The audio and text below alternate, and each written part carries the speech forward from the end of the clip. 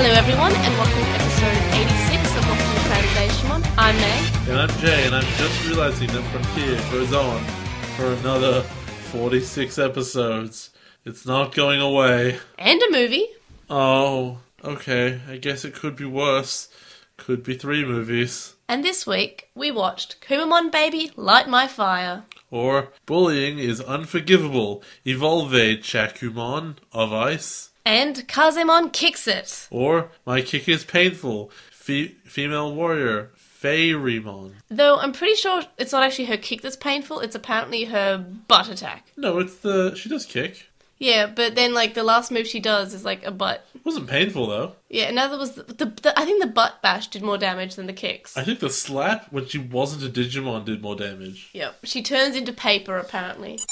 For DigiNews this week, we have a bit of quite exciting news. First of all, there'll be a US release of Try Chapter 1 to 3 on Blu-ray and DVD, which will contain English and Japanese with English subtitles. I guess that's exciting. If you want us in 10 years to go over them again and actually compare the language changes. Though that means since it's coming out in one DVD, I'm pretty sure that means there's not that many direct video changes, because the reason that it doesn't quite work on the versions that we have is because they'd have to add whole new video, because the Japanese version is different from the English version in some ways, that they alter scenes. The only time they alter scenes is because that's on a network. If you're just dubbing it for a DVD, you don't need to put it on a network. You wouldn't change that. I mean, we still haven't seen the English dub of Try, because it was only in select theatres in America and Canada.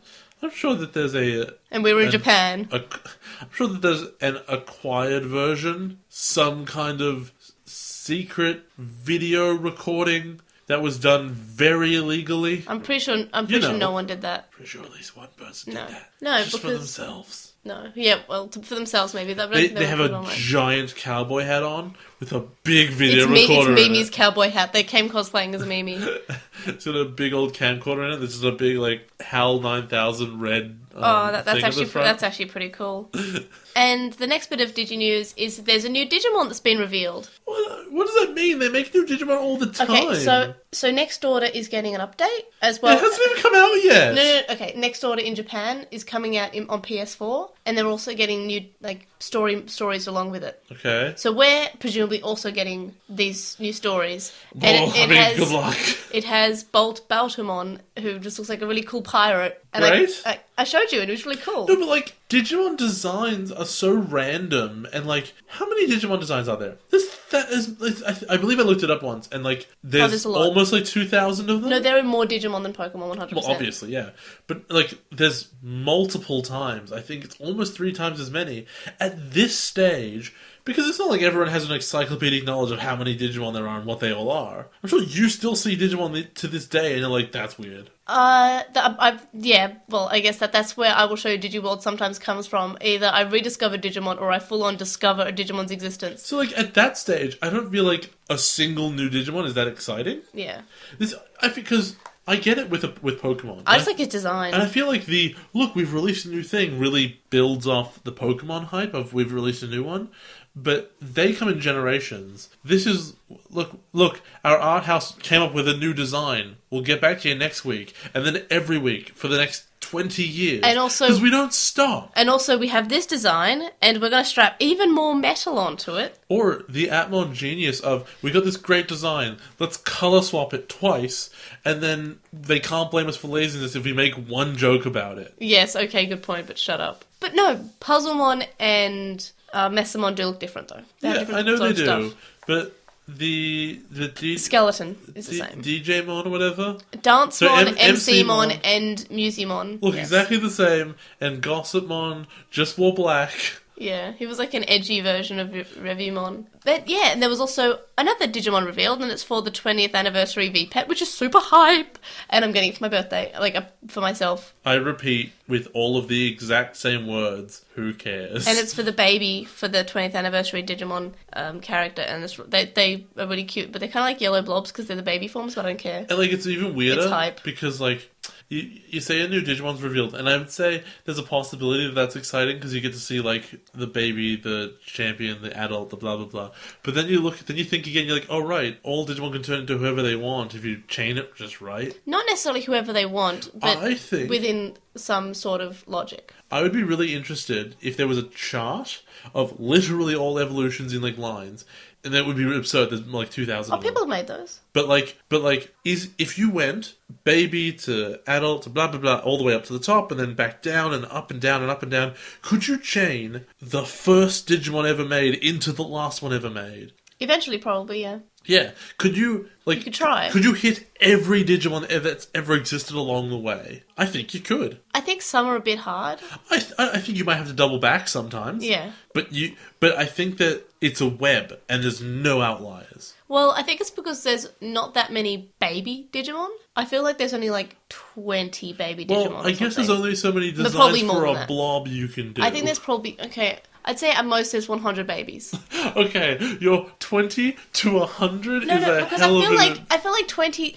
Like, I can only remember off the top of my head about 20, but I feel like it can't just be 20. Hey, you know those like color wheels that you get on like Word or something? It's like, yeah, that's 56 million colors. Yeah. Just select wherever you want. All of those is a different baby Digimon. Yeah, they are kind of just like, this is the blob, and it is spins wheel. Purple. And then sometimes this is a main character, so this one gets a spike on its head. Yeah. This one gets a dummy to suck on. Yep. Yeah. That's it. That's the design philosophy. On to Lost in NewsLatelymon. We're going to be having a Next Order stream during the day on the 27th Australian Eastern Standard Time. So this is because the 26th is a public holiday and the 27th is a Friday. And because Australians love days off, everyone in the country, really do. Everyone in the country kind of goes, mate, can I apply for some leave? No one talks like that here. Can I get some leave? You don't talk like that. No, Australians, they finish with the, can I have some leave? They finish with a high end point. No, they don't say that because it's like, mate, I'm taking 27th off. And the boss is like, yeah, right. I. Okay, so half of the country's like, oh, yeah, all right, and the other half of the country is, can I have some leave? Oi. A sneaky Friday? A cheeky Friday? Oi, boss. Can I have some leave? I think you might be turning into Tracer. No, that's Australian. No, I'm doing Australian. But to be fair, Tracer's accent's almost Australian. Is it done by an Australian or is it done by an English It is done by a person? Brit.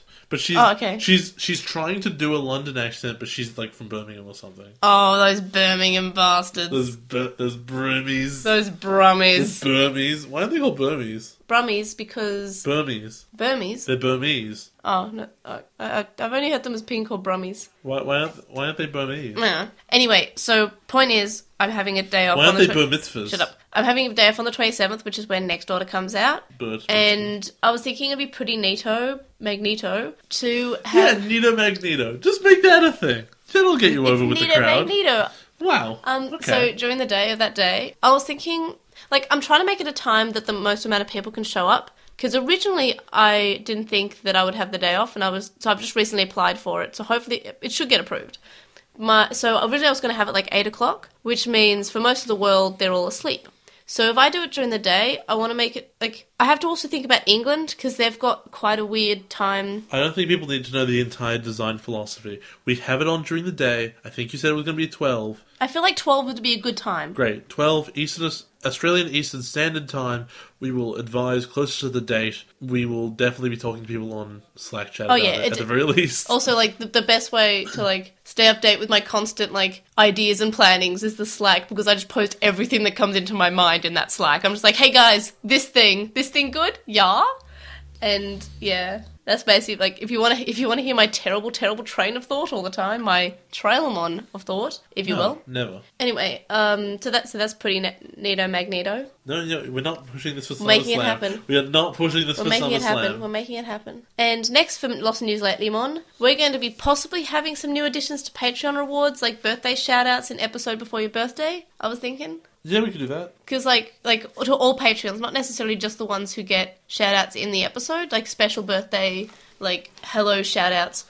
For example, on Sunday, it is actually Joe's birthday. Yes, on Sunday, it is Joe's birthday. So, happy birthday, Joe, and I'll say that at the end of the episode as well. They go at the end. Yes, but... We have a format. It's in the Segems guide. Yes. I make typos, okay? Skimped, guys. I'm only Hyman. Skimped. Anyway, so I'm thinking about like possible like special like for all Patreon stuff that like all patrons can participate in besides just the Slack. I don't know. I'm gesturing wildly and trying not to hit Jay in the face, and it's amazing. And also back to the stream, we were thinking if we can get the PlayStation camera set up because it's on PS4, we can like do the live streaming facey thing on the Twitch. Ooh, so face cam. You'll be able to look at our amazing faces and hopefully voices as well. And maybe even we'll record a little podcast live also as well. And the podcast will be available later on for people, but also if you tune into the stream, you'll get it live. Presumably, if that is a thing that we can get happening. You're like almost hitting me in the face every time you gesture at the moment. It's wild. I'm sorry. And next, for a bit of a shout out, thank you Chisai for drawing a sick Airdramon, because last week I was quite unwell. Okay, to be clear, since I think I use the word sick very often, she means unwell Airdramon. Oh yeah, I was a very unwell Airdramon. And so Chisai drew a really adorable picture of Airdramon being unwell because I was unwell and I still did the podcast despite Jay trying to convince me that I probably should sleep instead. You were very strong. I was also very silly. And I'm not sick anymore, and apparently I was sick because nobody had considered cleaning the water cooler at work for well over a year. And I was drinking a lot of water from that because I thought I was coming down with something, but it was just so weird that I got the more water I drank, the worse I felt, so I had to drink more water. And yeah, That's amazing. That was amazing. Did you get to look into it before they cleaned it? They haven't cleaned it. Why doesn't someone clean it? Only 4 people in the company think that it's, like, it made people sick, and the rest of them don't think it is because they haven't had any side effects yet. But it's such a minor function. Just fix the filter. I might talk to David about it next week. Good. Anyway, on to Obnoxious Synopsis. The first episode that we're watching this week is called Kumamon Baby, Light My Fire, or Bullying is Unforgivable, Evolve, Chakumon of Ice. What do you think will happen this episode? I guess Tomoki's little bear thing... Hold on, wait. Yeah? Tomoki's little bear thing, maybe? Evolves, because it looks like a little bear. But I would think that he would go last. But also there's bullying involved, and he hates bullying. We've already established that. But he also doesn't look like the ice one. But who do you think's the ice one? I don't know. I guess the samurai's probably definitely ice. Not ice, thunder, like I said he was initially. Mm-hmm. So, I don't know. Kuma means bear, though. Yes. Okay, it's gotta be the little one. It'll be him. Even though he's green. I don't know. Screw it, though. But all the elements point to the small child. Yeah, that makes sense. Unless 2 of them evolve, and Kumamon and Chakumon are different. Right. I don't know.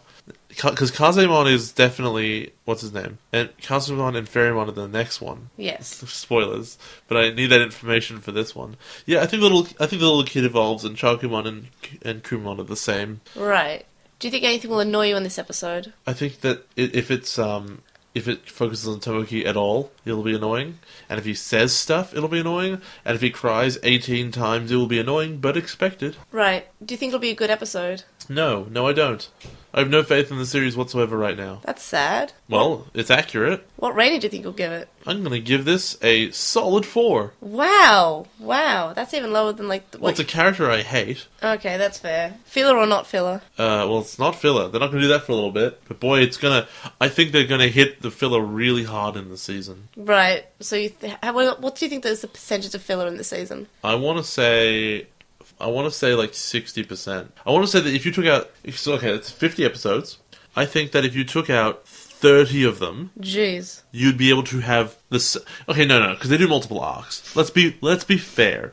40%. If you took out 20 episodes, you'd lose nothing. Well, from my memory, I might be completely wrong here, but from what I remember of Frontier, you are, like, extremely wrong, and I'm not going to say which direction you're wrong in. Okay. So either it's far too low or far too high. Well, that means it's far too low, because there's no way this show doesn't have filler in it. This is trash. And the second episode is called Kazemon Kicks It, or My Kick is Painful, Female Warrior Fairymon. What do you think will happen this episode? I really think Kazemon, because Kaze's wind, isn't it? Kaze is wind, yes. Oh, I keep thinking Kaze means lightning. That's something else. Anyway, okay. That's one. No, so that's the fairy is wind. I called that one. Alright, good. And what will happen in this episode? I guess she'll evolve. There's nothing really else here. And I don't know anything about this character yet, and I don't think I ever will.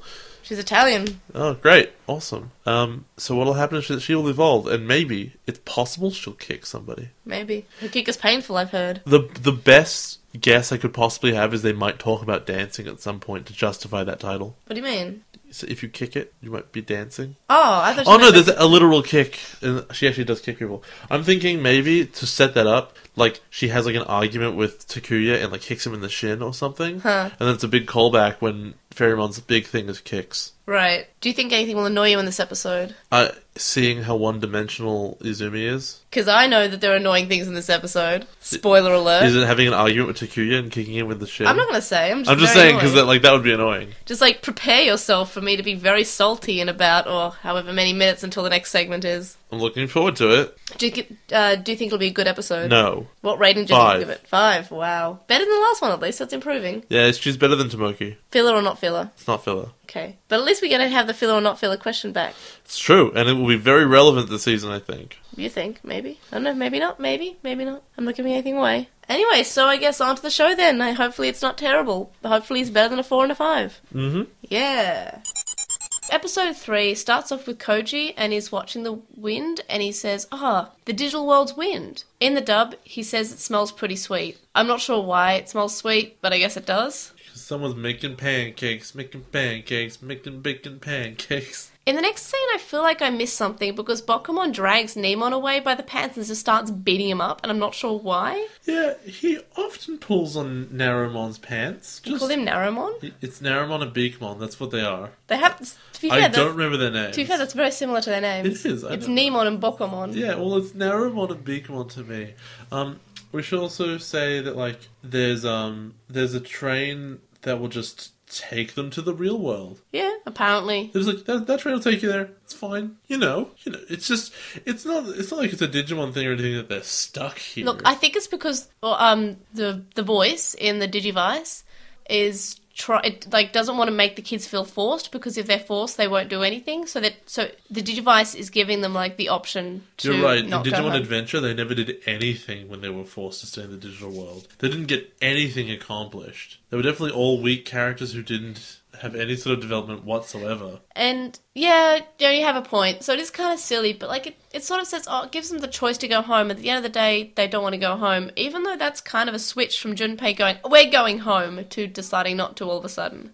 Tomoki says, oh, well, now I don't actually want to go home, now that I'm given the opportunity. And Takuya says that he should go because he's only in the 3rd grade. I like that because Tomoki. I think I might be skipping ahead just a little bit with that one, so I think I will save it. I think that was when they're on the train tracks and he's talking about why he doesn't want to go home yet. Yeah, to Izumi. Yeah, that is a bit later. In the dub, Takuya says that 3rd grade is an informative year and pushes him back on, and it's just me, as Takuya and the dub seem a lot less caring towards Tomoki. Yeah, like Tomoki's like, we're worried about your safety, you're not safe here because, you're a few years younger than us and we worry about you and your parents are worried and you should go back. In the dub, it's just kind of like, yep, you're a burden. You know what? He does cry a lot. Yeah, I know, I'm just saying that... I can't blame them. But Takuya's so caring in the original. I have no amount of blame to level at this man. Then when Takuya's talking to Izumi and asks, what about you? Are you going to? He says, omae wa? Which is like, basically means you. And she's like, it's not you, it's Izumi. me. It's Izumi. She says, no, Izumi. In the dub, it's quite a similar thing. And he just says, what about you? And she says, don't be so rude and direct. Which is like, that's a fair translation. Like, you can't really say, you're saying such a rude version of you. It's just, it's a fair translation. It's that thing is, I have a name, Yeah. People do say. I hate that. Because you know what? I'm saying you fine. Right now. Yeah, in English, it's more understandable to use you. No, but people really hate if there's 3 people talking and if you're in a room and I was talking to anyone in particular and I said, yeah, she does this. Like, that's sometimes considered rude. You say the name, I guess, when you're talking in 3rd person. I guess it's more casual to do that, but like I don't mind. I know, some people really don't like it, and I've always thought that was kind of annoying. Yeah. So, surprise, surprise, Tomoki and Junpei... No, before that. Izumi then says that she actually wants to stay a bit longer, and Takuya says that she can't complain if she changes her mind, and it turns out later, by the time she changes her mind, that they're unable to go home, and she should take her chance now while there's a chance to be had. And that's fair enough, like, that's a reasonable point. In the dub, Zoe's teasing Takuya about him possibly missing her if she were to go, and Takuya says that he won't be responsible if something happens to her. I really do feel like there's a subplot happening in the English where she's, like, mad on board with him, and he's like, I don't know what you're doing. I'm not really cool with this. But she likes him a lot, and then she's gonna be real mad when he doesn't reciprocate. Despite they only just met a few hours ago. But we learn in the next episode, just quick spoilers, that I think Kyoji might be more of Takuya's type. Really? Was it him or Junpei? Damn it! Hold on.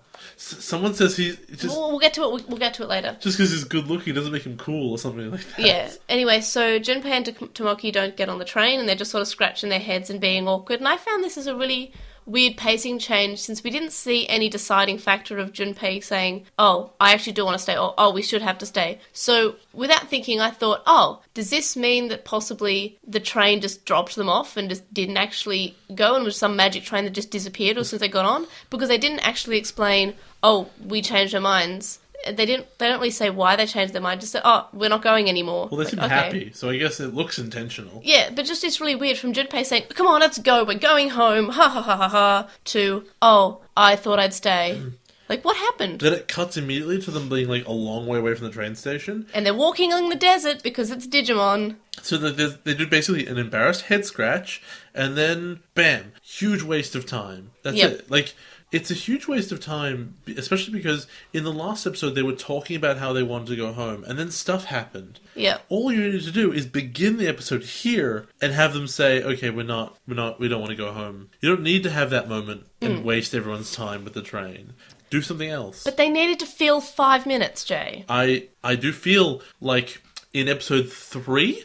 You shouldn't need to fill time. But they didn't want to have any character growth. They just needed to fill like 5 minutes of them just wondering whether or not they should go home. I mean, all right. Because that was a good use of time. If you gotta, you really gotta, not have more learning about the character. I found the next scene where they're walking along and they're talking, maybe more why they're staying. I found that more interesting than just, "Oh, we're going home. Oop, no, we're not. Oh well, we changed our minds." Bigmon's really, really excited that they're going to save the digital world. Oh, it's so cute. He's flopping around, being like, "Oh, but you got to save the digital world, right, guys? You got to save the digital world with the fractal code and your digivices." See, this is really weird to me. Legendary spirits. Because I always thought that Bokumon was quite serious. He's really not. No, he's not in the original, I think. No, maybe he's never. In the dub, they made him slightly more serious. They made him like the Tentomon sort of, sort of like the smart, like, "Oh, you buffoon." Sort of, but then like they have to work with the animation, so he's still beating up Narumon, and he's still pulling a book out of his pants and being like, "Behold!" Yeah. Or he's riding up and down on the train switching lever. Yeah, no, that's cute. I find that kind of cute. No, it's all cute, but like he's not like Tentomon has dignity to him. For some reason, they always reminded me of Timon and Pumbaa. I mean, it's just the classic like round and skinny pairing, right? But the personalities are switched. I guess. I don't know. Because Nenemon's kind of thick, and I think Pumbaa's kind of thick. Yeah, but he's also the big one, so He's very tall. He's very tall. He's very tall. So here's a question for you. Yep. Very important. Are his pants attached to him, or did he find them? I like to think he found them. Why does he get rid of them? They're constantly used against him. I feel like that's the same about Bokumon's belt. I feel like he just found them like, "Alright, let's go. This holds my book." Okay, his book is bigger than the belt. His book is in hammer space. Also, I'm going to ask you a quick question.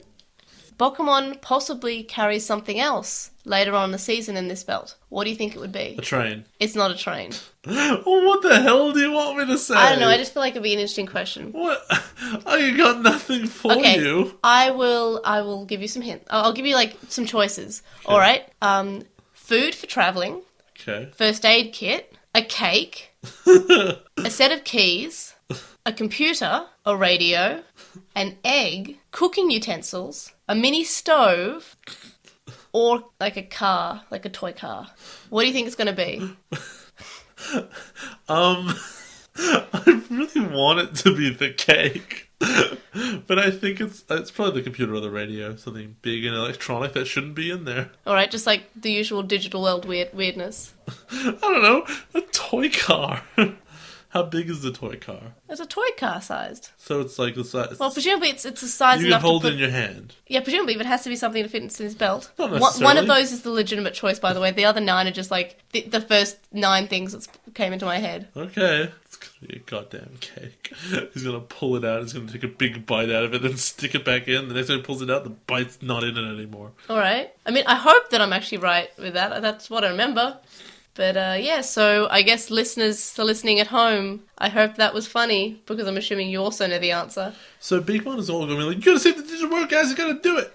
And Takuya's playing it cool, or something. I don't know why. I think he's just, like, nonchalantly saying, yeah, maybe because, like, it's not really his idea to save the world, but that's why he's there, right? You know, saving the world. Bit naff. Yeah. And so, then the best Digimon partners that have ever existed, the Digivices, are like, oh, by the way, maybe there's a bad thing going on in, like, the forest terminal. Yep. I think it's on fire. Go help them. It's on fire? Yeah, that was the problem. Oh, really? I'm, like, pretty sure the problem was a fire. I must have missed that. And my criticism is, like, they're taking a very long time to get to this place that's on fire. I just thought they had to go to the forest terminal. I guess I missed that. I think it's on fire. I don't know. I could be wrong. I don't know. Maybe I'm wrong. I'm willing and able to be wrong. Ready, willing, and gable. Takuya asks Junpei why he didn't leave on the train, and Junpei says he wanted to stay with the others. And Takuya says, oh, you mean Izumi? And Junpei blushes and asks how old he is. And then we find out that Junpei's in the 6th grade. In the dub, he's in the 7th grade. So he's a year older than Takuya and Izumi. He's just like, yeah, this digital world's like, it's like interesting now or something. So I guess I'll just stick around. Whatevers. That doesn't sound like a real reason, by the way. I wanted like his real reason of like, oh, I finally wanted to be a hero and I finally wanted to do something worthwhile. No, he just wants to bang a Topanga. Yeah, he just wants the girl, I guess. That's the reason. Isn't that sad that he has to be thrown into, like, a death world against his will to be near women? Yeah, that's really sad. That's what the show tells you about fat people. He has chocolate. Can't he just give them chocolate? No, actually, you can't do that. If a random stranger approached you on the street with chocolate, what is the likelihood that you would eat it? 100%. Well, you're dead then. I'm not a child anymore. I can take candy from strangers if I want to. But what if it's... They didn't stop poisoning it just because you're not a child. Hey, look, I got poisoned in my office by the water cooler. Yeah, I know. Nowhere is safe. People are buying teenage blood. Oh, jeez. So Izumi's having a similar conversation with Tomoki. Which is, I like this part. This is probably like my highlight for the week. And Tomoki's like, I think in the Japanese, his through line is always, Takuya's really cool, and I want to be like Takuya, because he became a Digimon, and that's awesome. And he also says that if he became a Digimon, he could beat up his bullies. Yeah. However, in the English, this is one of the few times, I think in a long time, the English has been a marked improvement over the original, where he says, and this actually gives him a character, is that he thinks that if he were to become a Digimon, he would be able to become brave, and then he'd be able to take that bravery back to, the real world. Yeah, and no, I like that. He would improve as a person as a result. No, I like that as well, you're right. And you can see what would attract him to stay now, rather than, that dude's real cool, huh? Yeah. Though, I mean, in the original, it was kind of also mentioned that he wants to beat up his bullies. But that's sort of still being brave. That's a bit of a passing comment, though, like a joke. Yeah, and also it's kind of like a violent way of going about it, rather than just being brave and maybe standing up to them. Izumi then says, but Tomoki, your mum will be worried. And Tomoki says that his parents will forgive him because he's strong. Okay, so here's the thing. I've just watched the first episode of Stranger Things, and spoilers for literally the opening 2 minutes of that show. Part of the premise is that a child is like disappears or is kidnapped or something. Yeah, parents don't take that well. Yeah. Parents don't like it when their children disappear. Remember when Ken disappeared? Yes, I do. And his parents, thought he'd killed himself? Yes. Wasn't that great fun? And this child is much younger than that. Oh, yeah, this is... Remember whenever Takeru was, missing, and his mum would freak out and say, oh, no, now I've lost everyone because she's lost her husband and her other son, and now she's lost the son that she has with all the time. Yeah. His parents aren't going to be... again, he's very young, but he does not have any sort of empathy for them. He's not stopping to think, what would happen if I disappeared for a week, a month? How long am I going to be gone? He's just not thinking about this. So it was at this point in the episode I realised something that started to freak me out for the rest of the episode in the English version. What? Tommy has the same voice as Koromon and Kalumon. I didn't notice because he's crying all the time. And I couldn't unhear it once I realised. Once I was like, his voice sounds really familiar. And I started listening, oh. That's alright. That's not nearly as bad as the voice thing later in the episode. What is it? We'll get there. Oh, okay. I'll talk to you about it. I guess I'll look forward to that. Alright, so they come across a valley, and there's got a path down, and there's a little villagey thing down there. Yeah. And they find on the wall, just so happens, these legendary spirit runes. And they're like, what is this? And Beakmon's like, you don't know what this is? And they go, of course not. And he goes, alright then. Whips out his book and he's like, behold, the book! But the most annoying thing is in the dub, Zoe says how pretty they are, and Beakmon's like, oh yes. Pretty, she says. And it's like, because girls think things are pretty. Well done. Well done, Digimon. Well done. I'm clapping. Thank you, Digimon. We are informed of part of the origin of the digital world. Yeah, we are. And apparently the human-type Digimon, which in the English they changed to humanoid Digimon, which is very different. When I hear humanoid, I think, okay, they're in a general shape, right? They've got 2 arms, 2 legs, they stand up, and they're, I don't know, Angemon's a humanoid Digimon, right? But a human-type Digimon, I'm really thinking it's like these kids who are fused with Digimon. A human Digimon would be like Agunimon, Lobamon, Fairymon, Takmon. But when it says, instead of humanoid, it's human-type. I'm thinking, okay, well, these kids evolved into one. But that's fine. It says the human-type Digimon and the beast-type Digimon fought until Lucemon, who is also a human-type Digimon, I guess, saved them. And then went mad with power and basically betrayed everyone and killed them all. Yep, became super cruel. The 10 legendary spirits saved them. And I immediately go, huh. No, they're 10 legendary warriors, not spirits. The spirits are what the kids use, but they're the warriors... It doesn't matter. I figure that at first I was like, are there going to be 10 kids? Although now that I think about it, they're probably just each going to get 2 spirits. That makes more sense.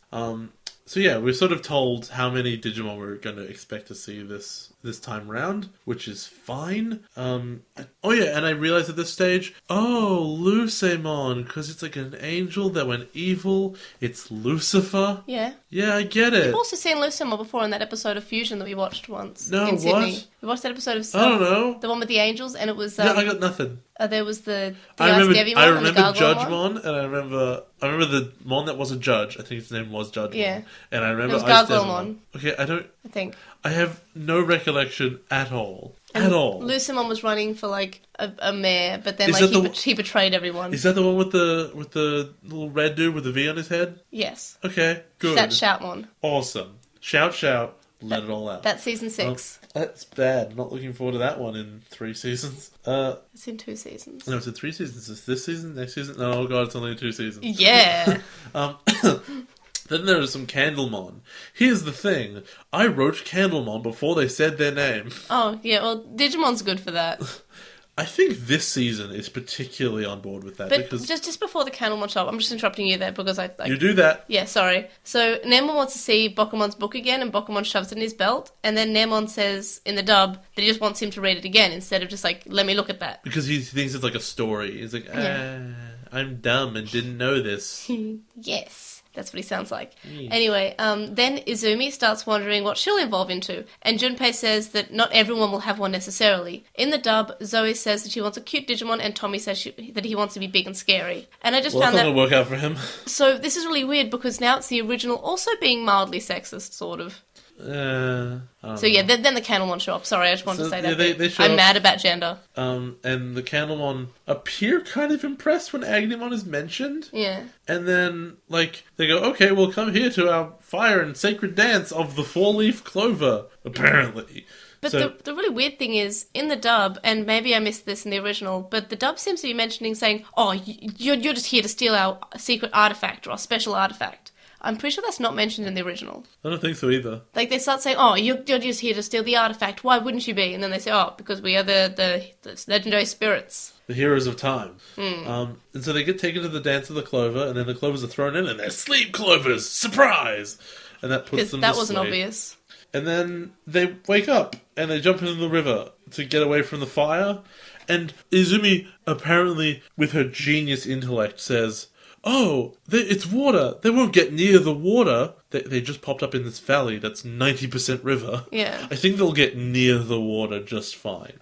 Tomoki, who is submerged completely, takes that time while he's drowning to think, oh yeah, I can't swim. Because I think it's better than, him being set on fire by the Digimon with candles on their heads. It's not true. You can run away from a candle. They don't have legs. If you can't swim, you're going to die. Yeah, they're just kind of like from Beauty and the Beast.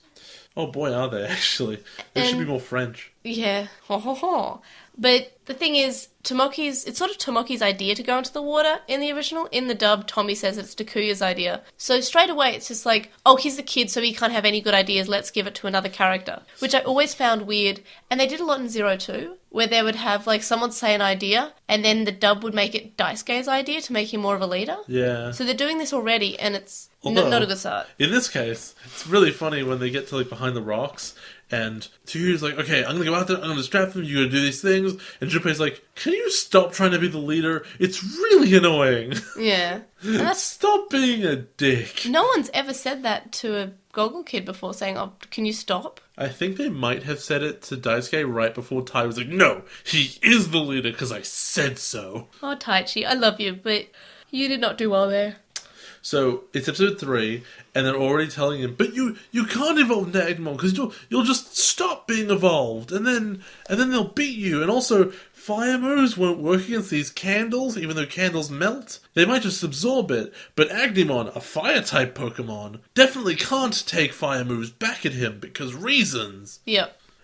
So then I assumed you were very, very proud Takuya put his goggles on to swim. Oh, I'm so happy. Like, it's really nice whenever they actually use their goggles.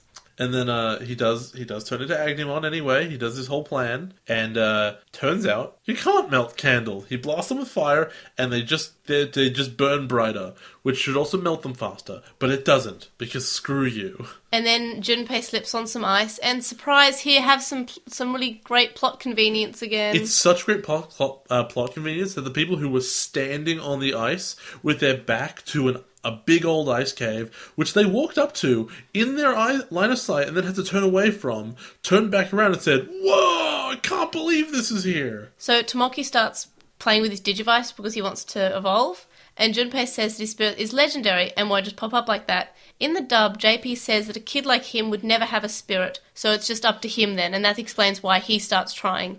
In the original, he just says, I'm going to try anyway, basically. Well, yeah, I thought the original's really dumb. It's like, yeah, that'll never work. It doesn't work that way at all. Why would you mash it right now? Then it just turns to himself and starts smashing it himself. Yeah. So I guess the English version did fix it, but it just makes JP seem like a bit mean. Yeah, he seems pretty awful. Yeah. Tomoki then remembers how Takuya has saved him twice already, and then Tomoki slides down and uses his hat to splash water at the Candlemon, which I really like this part. Best bit of all of the show so far. Then his spirit bursts through the ice and freezes the water. Tomoki becomes Chakumon, and in the dub, Tommy becomes Kumamon, which is a Japanese word. Kuma is a Japanese word. Why did they make this change? Yes. Garumon's a Spanish word. Okay, I'm going to explain to you just why this was a bad... Okay, so they changed to Kumamon, right? Yeah. In Digimon World 2003, which came out around the same time, it came out before Frontier. Okay. It's sort of like... Sure. Moving on. It previewed some Frontier Digimon, like some spirit evolutions, just as a preview. So anyway, you know how they're on the cover, there are 3 Digimon. There's Agumon, Gilmon, and a bear. I didn't know that. That's Kumamon. That bear is Kumamon.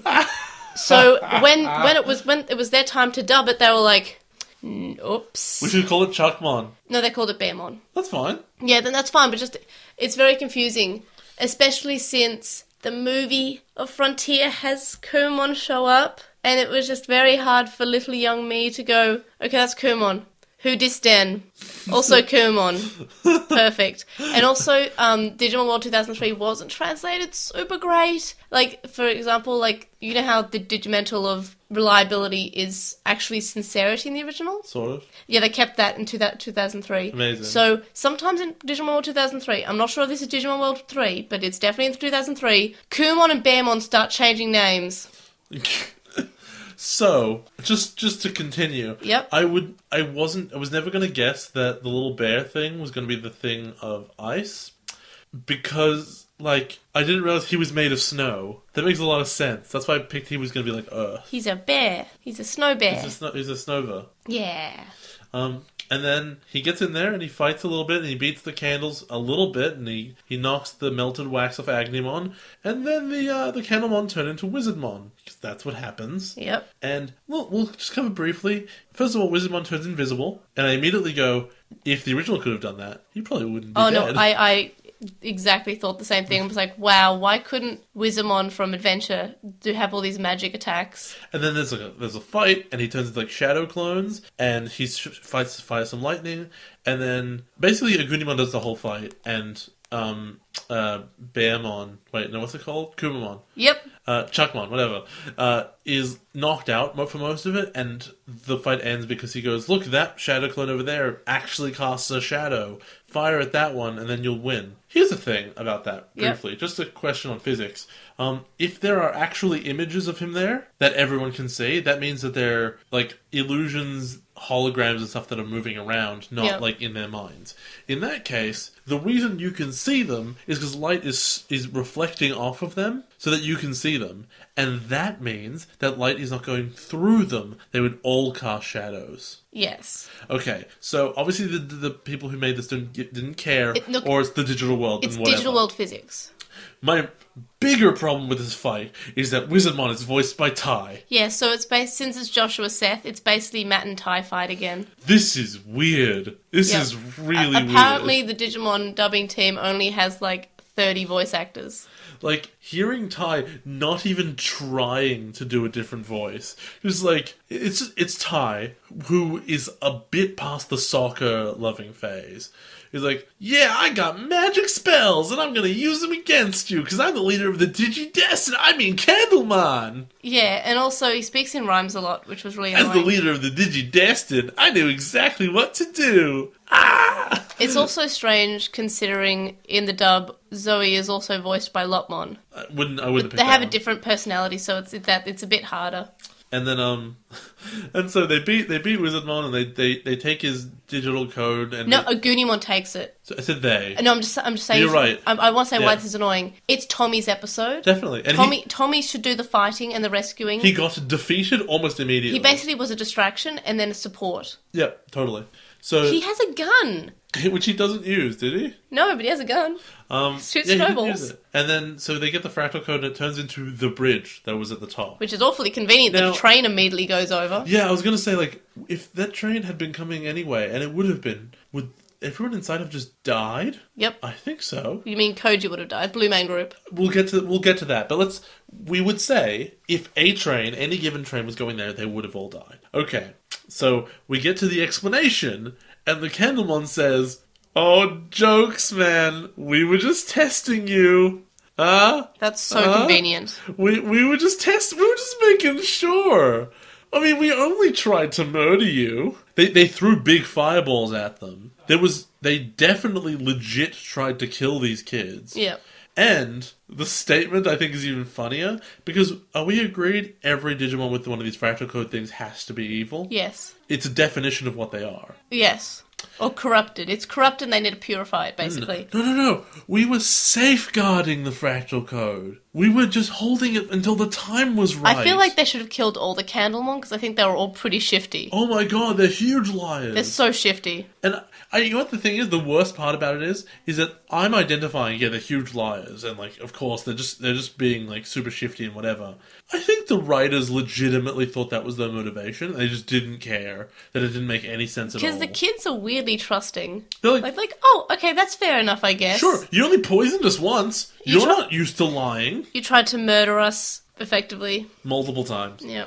And so, then a train goes by and it has Kyoji on it, and they all go, oh, okay, well the train goes by and I guess we can move on now.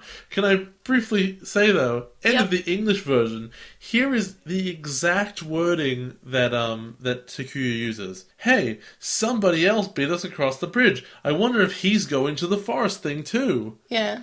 Okay, they're on the bottom of a valley, which we saw initially is like 50 meters deep at least. Yes. There is a bridge up there at which a single train passes. There is... First of all, you're just going to see the bottom of the bridge and like some lights and maybe the top of the train. You can't see in the window. Yeah, there's no He doesn't way. know, A, how many people are in there. B, there's any people or there's exactly one person, but he says somebody else. And 3, most importantly, he goes, I wonder if he's going to beat us to the forest. So I feel like the use of the male pronouns is just always used because it seems that people often assume male. In Digimon, remember when they were talking about the 8th child, like, oh, he. They were always giving the 8th child that was a writing contrivance to throw you off the scent. I think that was good. No, in this case? No, but character-wise, it makes sense for him to think it's a boy because characters usually do that in Digimon. No, in this case... If this is only in English, yeah, I think this is the writers legitimately just being like, oh, he could probably see him, right? Yeah, though... But it's weird because he also says he, but it's like a mystery, but he would be able to know because he's met him before. It's just really weird that they didn't at least make him say, I wonder if Takuya's on that. Not Takuya, I wonder if Koji's on that. Yeah, why didn't they just go with what they originally said and be like, huh, that's a train? Yeah, because you're right there, that is indeed a train. Well done, buddy. Also, in the dub, the elder explicitly says, oh, I give you permission to use the bridge. Oh, well, come on. They just beat it out of you. I'm like, oh, was that ever stated they couldn't? That would be like, I don't know, it's like a bouncer in front of a door, except like there's not meant to be a bouncer there. So, you know, it's basically a bad dude trying to stop you getting into the club. And then you try to get in, and not only does he say you can't go in, he immediately begins to fist fight you. Then you beat him real good. You beat him up. And then he's like, ah, yes, I was just testing you to make sure you're strong enough for the club. Now, there'll be $20 to get inside as a cover charge. And you're like, but what? No, I don't believe you anymore. What do you think of this episode as someone who is new to Digimon? I think this would not be very hard in the club. Not in the club? Yeah, this episode's not very great or that good. It's fine. I think it's okay, and I feel like Tomoki, trying to use his hat to splash water, that was cute. Yeah. Tomoki saying about how, he was there because he wants to be like Takuya Nichan, which I really like in the original, how he keeps on calling him older brother. And we don't really get that in the dub, and it's really sweet. It wouldn't have come off well in the dub, though. Yeah, because it's not really normal to call someone, your big bro. If they're not, you can call them bro, but that's someone, usually your own age. You could say big bro, but it'd be really weird for a small child to say that about Matt's voice actor. Yeah. Again. But in the original, it's more it's more natural in Japanese to call someone who sort of is a brother figure. Nichan. Yeah. So, it was alright. It had its moments. It all kind of flowed in a reasonable manner, except obviously plot holes, but whatever. What did you rate this episode? I don't know. I guess it's a 6. See, I gave it a 7, but I was like, no, it's that's a frontier 6. It does not deserve a 7. It's like a 6.5. It's a frontier 6, which is currently an adventure 6, essentially. But boy, could it drop to a 026 very soon at this pace. Jeez, that's really sad. See, adventure. I feel adventure is a good starting point because adventure started off slow as well. Adventure's so neutral. I like adventure. Perfectly. It's as formulaic as it gets, so that you can compare everything else to it. Yeah, and then there was Tamers, which was mostly quite positive. Yeah. Yep. Well, okay. I was going to get to this discussion at the end, but screw it. We're at the end of the first episode. episode, I'm going to touch on it really briefly. Yep. It really feels like they went, okay, adventure, there's your baseline, 0-2, let's expand on the baseline. Oh, we probably went too far with this and got a bit too weird. That's fine. Instead, with Tamers, they said, okay, let's take all the cool bits and really expand on that. Let's really focus down on that, but also, make it its own thing. And then Frontier, thus far, has really been, hey, remember all that? Let's remove all the stuff that made Tamers really cool, and then go with all the other stuff from Adventure that we didn't really want to emphasize. Like math. And see what happens. What happens if we do that instead, right?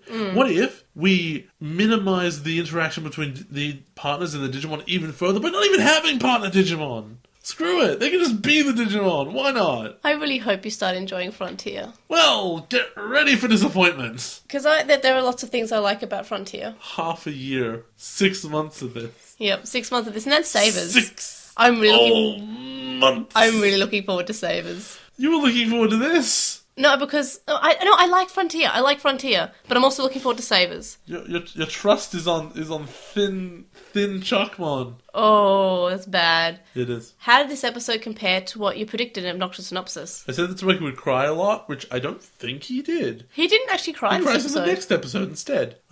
Because he's about to fall off a cliff, Jay. No, he's not about to then. He was about to, then he stopped, then he cried. Yeah, because he almost died, dude. And then he evolved, which was true. And then cry a lot. Yeah. Which was not true. And then I thought it'd be annoying if Tomoki cried a lot, and he didn't. And then I thought I didn't think the episode would be good, and I was right. But you predicted a 4. Well, next episode. Next episode. Agreed. Filler or not filler, you're right. It's not filler. It's not going to be filler for a little while. Maybe the second episode next week might be. So I want to have a quick discussion with you about Tomoki, right? You have to? Because, just a quick one. So I just want to compare him with Takeru, okay?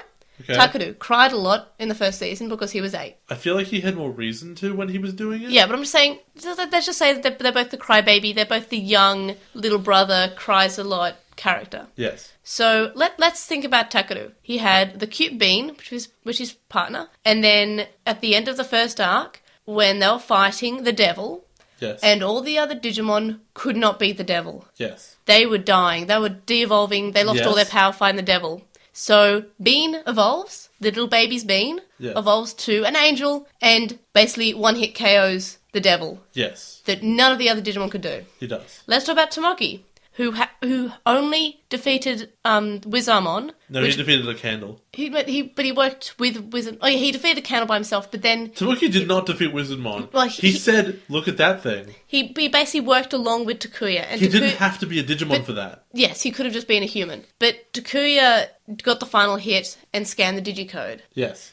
Also, it's episode 3. Yes. As opposed to the end of the first. I know, but I feel like that was a good climax to the end of the first arc. And Adventure was like, oh, we finally get to see this little bean. No, I'm comparing their stories and how they're treated. So I feel like Takeru was done a lot. Like, I preferred the way Takeru was done because it never was super, super annoying when he was crying. Even the English version. Yeah. It was sort of like, oh, he's crying because his brother's a bit harsh on him and his parents are broken up and he just feels kind of alone and he's scared because he's in this strange world. I really think that Adventure benefited a lot from having characters know each other beforehand. Yes. And I think in Tamers you can get away with it because there are 3 main characters. Yeah. So you can have a group of... you can have 3 people getting to know each other from the beginning. 8 is a lot. I think 5 is a lot. In this case, I think throwing 5 strangers together is not good. Atmon does quite well. Atmon only has 3, and then that's 4 the with Ray. No, but it was very slow. It was very slow to introduce other characters. Yeah, and it should be. Yeah. Ray's not part of the group at this point. Yeah. Except in the manga, maybe.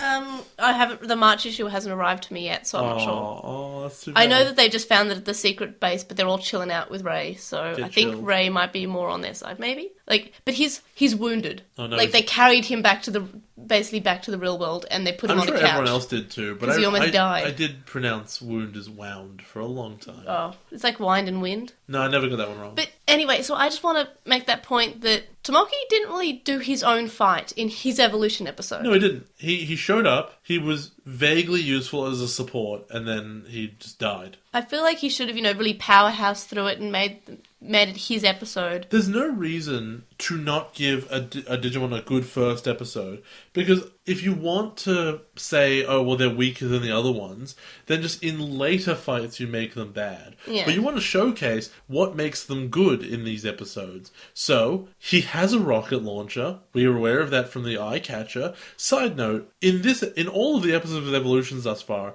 the eye catcher has been, hey, look what's evolving this episode. Yes, but instead of in Tamers, it was... like in the first episode, we saw the eye catcher that showed everyone's evolutions to adult. No, but like... And I think perfect. In next episodes, it's more laughable because they show you the eye catcher who's going to evolve this episode, and then they try to tease that it's not happening. Yeah, they try to say, look, it's Junpei. And even though they zoom in on Izumi's face, and it's clearly like, Fairymon, who probably isn't Junpei. Ugh. Anyway, so... I don't know. What were we talking about? Tomoki versus Takaru. Yeah, well, TK's got a good story, and he has... You know what's really important about him? Is that next to him, he has something that he can compare himself to. It is one of the smallest of the partners. It's cute and it's harmless, but he knows it can improve, like he can. And they're on an adventure together, and they're partners. One of the reasons I think Tomoki is weak now, and will continue to be a weak character going forward, is that his support mechanism is entirely based on the other kids. He can't do it, he won't be able to do it internally. Because there's no sounding space between Kid and Digimon now. Yep. There is only themselves and the others. Like, what would Davis have been even halfway tolerable if Vmon wasn't around?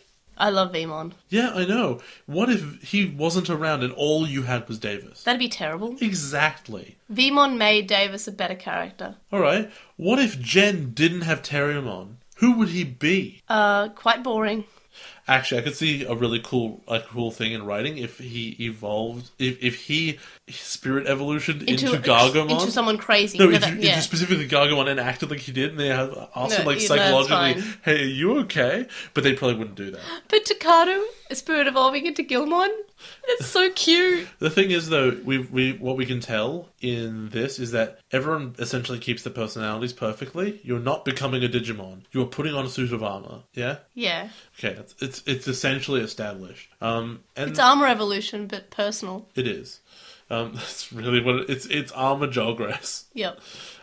So you have an egg and you jogress with it. Yeah, that's really what it is. Yep. And also biomerging, it's kind of without the Digimon. TK became tolerable because he had a story he underwent. And he really stood out and became special because they treated him differently to the other kids in season 1 because he was the one who kept guessing. He was the one who's like, is he going to evolve this time? So that's something they have never ever done since.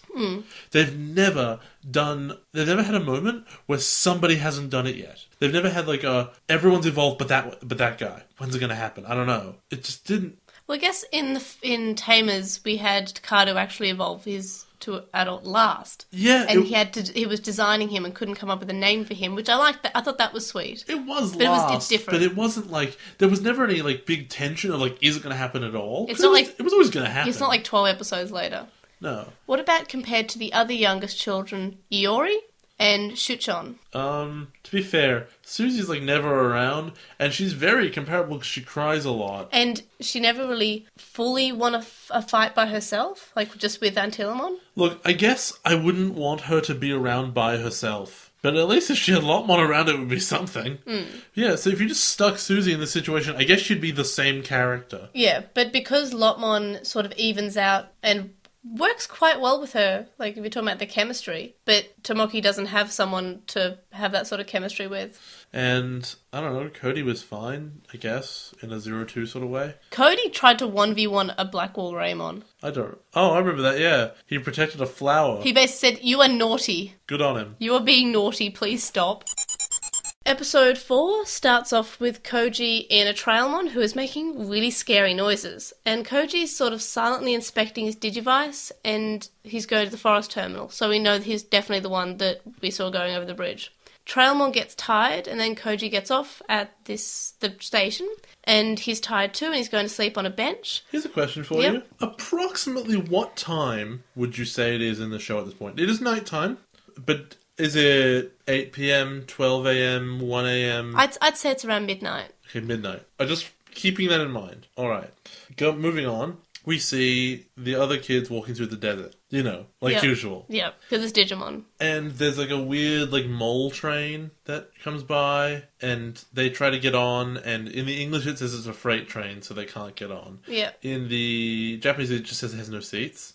Also, at this... you're jumping a bit ahead. So, back to Koji. In the dub, he talks. He says that it gives him some quiet time to think alone. And in the original, he's silent and he's just like, yawn, I'm tired. So then to the other kids, Junpei is asking if they're close to the station, so he's basically saying, are we there yet? Which is really annoying. Tomoki says he's tired, and then Takuya does this really cute thing and sort of pushes him along and says, don't worry, you can do it, I believe in you. And Takuya's a really nice older brother character, and I really like his character, like, in the original at least. Then in the dub, we find out that apparently JP fed chocolate to the Trailmon and that's why they're walking, even though between now and the last episode there's been no Trailmon we've seen them get on. They were just walking. Well, obviously they ran into a Trailmon at some stage, and like the train in the first episode? Second episode. He fed it chocolate and it ran off. Yeah. Because of course it did. He didn't learn. So then they see a Trailmon chugging along and Takuya stands in the way and Trailmon tells him off and yells at him. In the dub it doesn't. Is it a Trailmon though?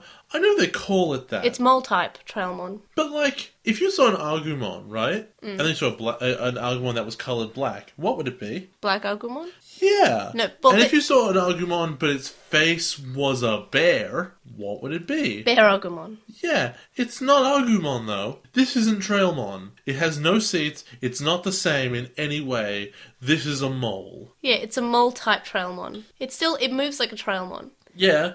Lots of things move the same. So this is the part that we were up to? I move the same as you. I have the same amount of legs. Anyway, so there's a weird mole. It's a bit different why they can't take the kids, but the kids just climb onto it, and they're like, yeah, we can do this. Then it says, oh, I'm ticklish, and runs off, and it drops them all. And what a great use of time that was. Yep.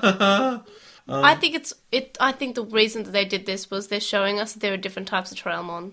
That sucks, though. Just call them different things. Just make up a name. Who cares?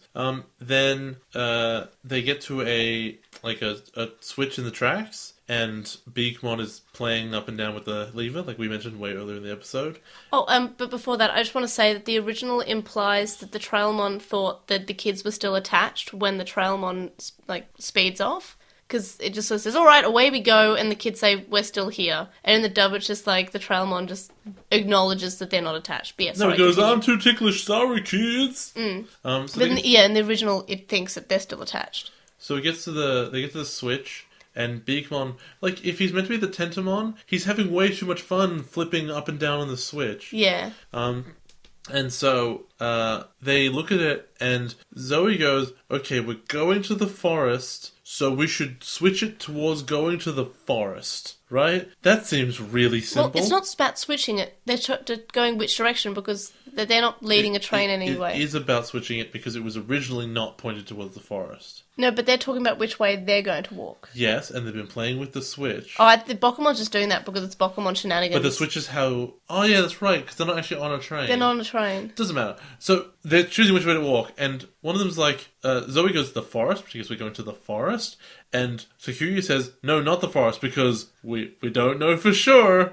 which is the worst reason ever. So in English, at least, he goes... Well, the tracks were originally pointed this way, and we're following the other train. So clearly, this is the right one. This is the right way. Yeah, which makes sense. It doesn't. No, but it makes more sense. Like, well, I saw the Trailmon go in that direction. It is at least a reason. It is a reason. At least he gives a reason. We have to admit there is no way the Trailmon can't switch these themselves. Well, maybe they can't. No, they have to be able to do it themselves. What with their little whiskers? Who made these tracks?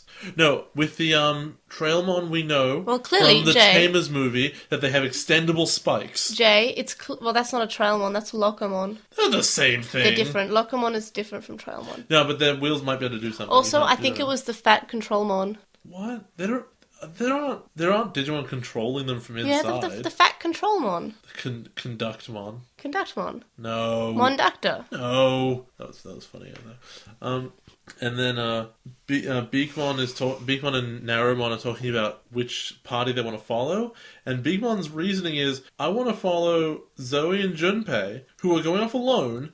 Terrible party split, by the way. Yeah, they should split it between the, one who can evolve goes in one party and the other one goes in with the other. One party can protect themselves, one party can't. This'll go well. Let's have these child-level Digimon go with them. But at least they're I found it really cute that they don't seem to really care so much about the well-being of the kids, they just want to possibly see an evolution. If Takuya was such a great Big Brother character, he would recognize, oh, these people can't protect themselves, I need to be there. I will give in to the decision-making process.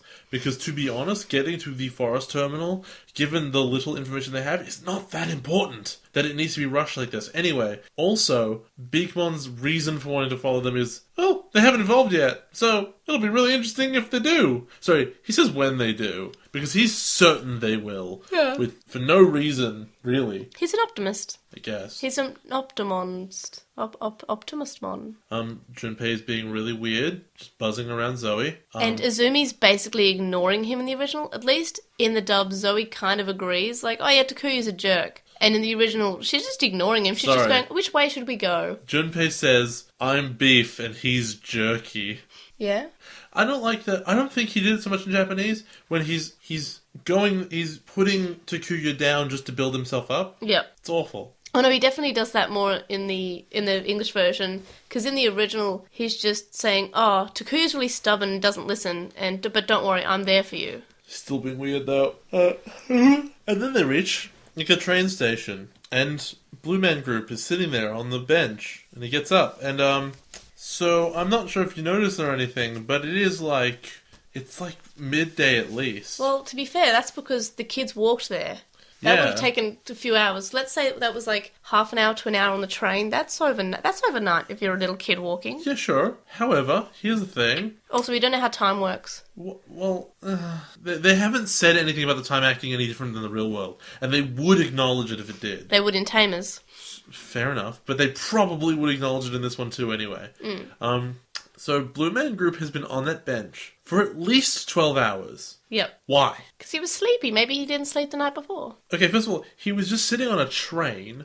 But anyway, he slept from 12. Let's say he goes to 8. He can get up and have 4 hours ahead of them. But it was definitely around midday, and he was definitely getting up from the bench as they arrived. Maybe he was sitting there listening to My Chemical Romance. That sounds like something he would do. And then they try to talk to him, and he just buggers off because he's a big emo Sasuke man. Yeah. And Zoe goes up this tree that was in that is the station. No, but a bit before that, Izumi and Junpei when they are at the station, and they find out that this is Soyokaze, which means nice breeze, and we learned that in Japan. And that's a village's name, Soyokaze Village. In the dub, it's called Breezy Village. Even though the sign says Soyokaze Village, in Japanese and in Romaji, which, is the English characters. And we clearly know that kaze is a word because, lo and behold, they call Fairymon Kazemon in the dub. So why? Kazemon. Why didn't they keep it as Kaze Village? Because they didn't edit the sign. Because usually in Digimon, we've seen them edit signs before. This has been something that they've been doing for years. Why didn't they change the sign to say Breezy Village? Why does it still say Soyokaze Village? It's just weird to me, alright? It's to be mysterious and Eastern. So yeah, Junpei's Digivice starts beeping and he gets excited. That's his spirit. And Izumi's climbing up a tree and Junpei distracts her and then she falls and lands on some conveniently placed Floramon. They do appear as though they are standing there to catch her. Yes, they're very much like a net. But also there's a million of them, so I don't know why there's so many. But anyway, she gets caught by all these flowers, and Blue Man Group's off in the forest hearing voices, which we learn later are Mushroomon. Mm-hmm. And they're plotting, and he hears it for our benefit. Yeah. And then, actually no, he does come to help. I thought he doesn't go to help at all, but he shows up very late. The strange thing is, in the original, it's kind of like, who are these strange voices? But in the dub, they straight away say, "Ah, yes, no one will see us, the Mushroom Brothers, coming." I'm like, okay, I guess you've just named yourself, so we guess we know that they're brothers then they're Mushroomon. Side note, they're brothers this time. They are brothers in the original, aren't they? Were they? They were just the Mushroomon. Oh, I thought they were called the Mushroomon Brothers in the original. But I'm just saying, right now, they identify themselves while Koji's listening. And then Zoe and Junpei are in the Flowermon's house. Yep. And they're drinking tea or the juice? fruit soup. They call it fruit soup. Yeah, fruit soup. And then so Zoe speaks in Italian. She just says it's really nice, and everyone goes, "What does that mean?" And then he explains it, and I do this all the time. I feel like I've had this complaint before. Why do Digimon specifically speak Japanese? I think it's because the digital world is created by the Japanese usually. Sure, but there will be Italian writing on there somewhere. Are there some Digimon that only know Italian? Also, we can also say that, in Applimon where they go to the mirror world, which is kind of like there. Imagine if there's a Digi-Italy, but it's layered on top of Italy, because we learnt in Adventure that the digital world is sort of fits on top of the real world. So if we think about it in the way that's how the information carries across the networks, and the network is the digital world, then the digital world under that network would speak whatever the language of the overlying network is. But that's not how the internet works. I'm just saying, if there was a world that was based off that thing. Also, we can see the entire digital world. It's like a planet, and it's very small. I'm just giving reasons for it. And I don't believe those reasons. Well, I like my reasons. You're allowed to believe whatever you want. They help me sleep at night. And then the flowers made soup out of what I can only call dance snot. Yes, but I really like the song they sing in the original. In the English, it's kind of grating and just like, "We are the Floramon! Ha ha ha ha ha!" You should watch that at double speed and see how frightening it is. Jesus, that'd be frightening.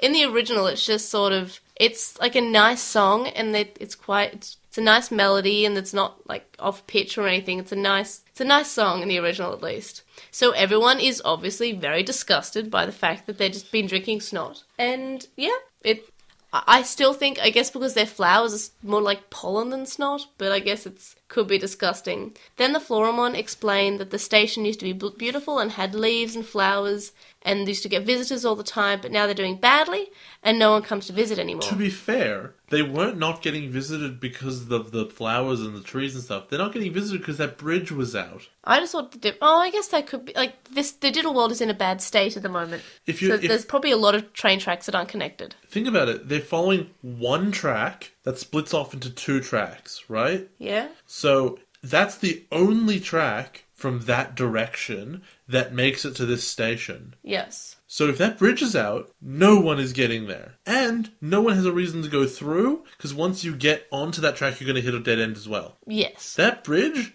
not being there means no one would visit that village.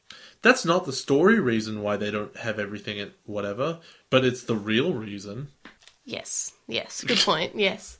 Them's train logistics. Them wonderful train logistics. So the Floramon start pulling at Junpei and say, "Oh, you look really strong, you should help." And then he doesn't really want to help, but then Izumi says, "Oh, I like strong men," and now he wants to help. Well, this episode is just Junpei being, increasingly more thirsty. But not for dance snot. When we get to Takuya and Tomoki, Tommy suggests finding a gas station. That's only in the dub.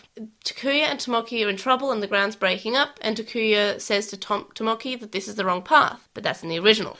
In the dub, Takuya says that maybe it's time to find the gas station that Tommy was talking about. Then Tomoki starts crying. Oh, yeah. Okay, so I'm thinking, since this is not explained in the episode, and I'm not sure it ever will be explained, this is really just a plot convenience to turn them back around, right? Yes. They're ruining a whole train track within a story about ground disappearing. So it kind of looks like that's what's happening because of the corruption, the fractal code and everything. They're using this plot device, this thing that is core to the rest of the real story, to just turn them around a little bit. And yeah. It'll never come back to it. They'll never explain it, probably. And they're never even going to talk about, oh yeah, remember that earthquake that just almost murdered us? Nah. You turned around, that's all we needed. If we're talking about the plot, it sort of makes sense because, as I said, the digital world's kind of broken apart and has all these holes, or plot holes, if you will, throughout that have the breaking track. So it's fine. And it also shows that in the original, Takuya straight away admits, oh, I guess I'm wrong. I have a better way of doing this scene. It's not quite as dramatic, but it's much funnier. They're walking along, and they have the same conversation about gas stations, and then there's a heat haze in the distance, and then they see what appears to be an actual gas station, and Takuya's amazed that Tomoki guessed it.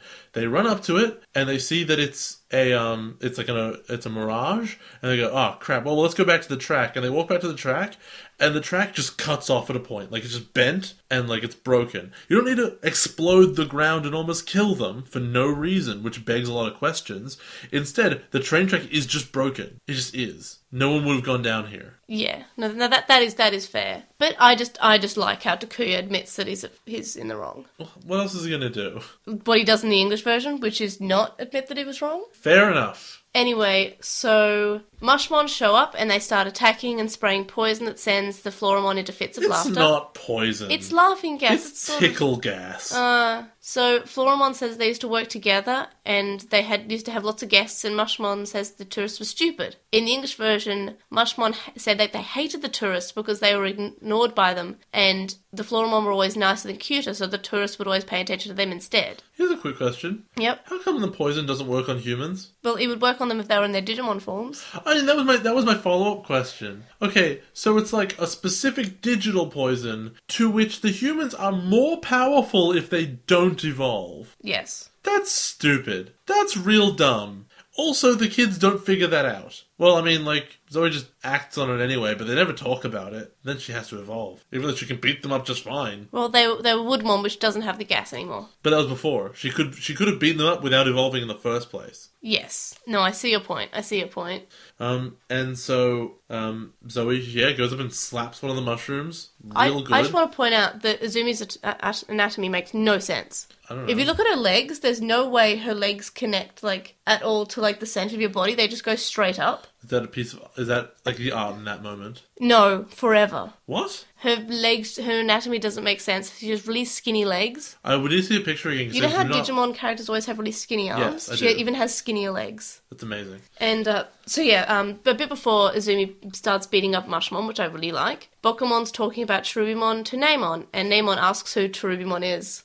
It's the same in the dub, but I really like this scene. I think it's dumb. It's funny. Look, I think it's funny. I think that if we don't have Digimon partners, at least we have that sort of they are the best characters in the show. Oh yeah, I agree. So far, yes. So yeah, Izumi slaps Mushmon. I like this because it's a female taking charge, but it almost made me forget how bad the rest of the episode was when I first watched it. I was like, maybe it's not like I remember. Maybe she actually does fight. Maybe she does well. No. This is just a one-off thing. So what does Junpei say? I translated this because he speaks Japanese. Yes. No, let's cover what actually happened, and then we'll get into your translation. He walks up and appears to just speak Japanese. But, for whatever reason, in the subtitles we had, it was written in Romaji. I think it sounds, once I translated, it sounded quite familiar, and I think it might be quite a popular insult. So what it was Furusaki atama, kirumono shumi warusugi nanda, which means, my translation was pretty rough, so it means messy head, bad clothing taste, what? Okay, so it's sort of like, what are you? That's funny. But why did it not translate? As I said, I feel like it's like a pretty common insult, because it's more like a reference. So the subtitlers didn't mention it? Yeah, it's like how sometimes it's like according to Keikaku means plan. No, but they have a translation thing for that. This one didn't have it. Okay, you know how, like, in some subtitles, sometimes they'll say Nichan, and they will assume that you know what that means. That's a bit more common. I think the subbers are assuming you know what that means. So yeah, it's an insult. Messy head, bad clothing taste. What are you even? Okay, so that makes sense now, because in the English, he just insults them, and she turns and goes, oh, well, you shouldn't have done that. Which is weird, because he insulted them, she slapped them, and apparently the insult's worse, but whatever. She goes, you shouldn't have done that. And she said that in Japanese? I didn't get it. But anyway. Yeah, because, she says, Junpei, that's... Like, that's probably going about the wrong way of doing it, but, like, she did slap them, but I feel like they were... Obviously, she had the more level-headed way of doing it. They were more taken aback by, like, the slapping. They're like, oh. And then but as soon as they were insulted, they just started throwing mushrooms. So she, having stood up for whatever... Yeah. a spirit shows up and Junpei thinks it's his for no reason. And it's the funniest part of the episode. It's glowing pink and he's not wearing pink. Yeah. He should know it's not for him. His Digivice isn't pink. There's somebody who's wearing pink right over there. Yeah. His Digivice is blue. Yeah. No, I'm just saying he's not wearing pink, his Digivice isn't pink. Yeah. So she gets a thing, she transforms into Lingerie-mon. Yeah, and it's really strange. Wouldn't Lilymon be way better if you took all the flower parts off and then put, like, just actual Victoria's Secret on her? Yes. Victoria's Secret is that she's a Digimon. Victoriamon. Victoriamon.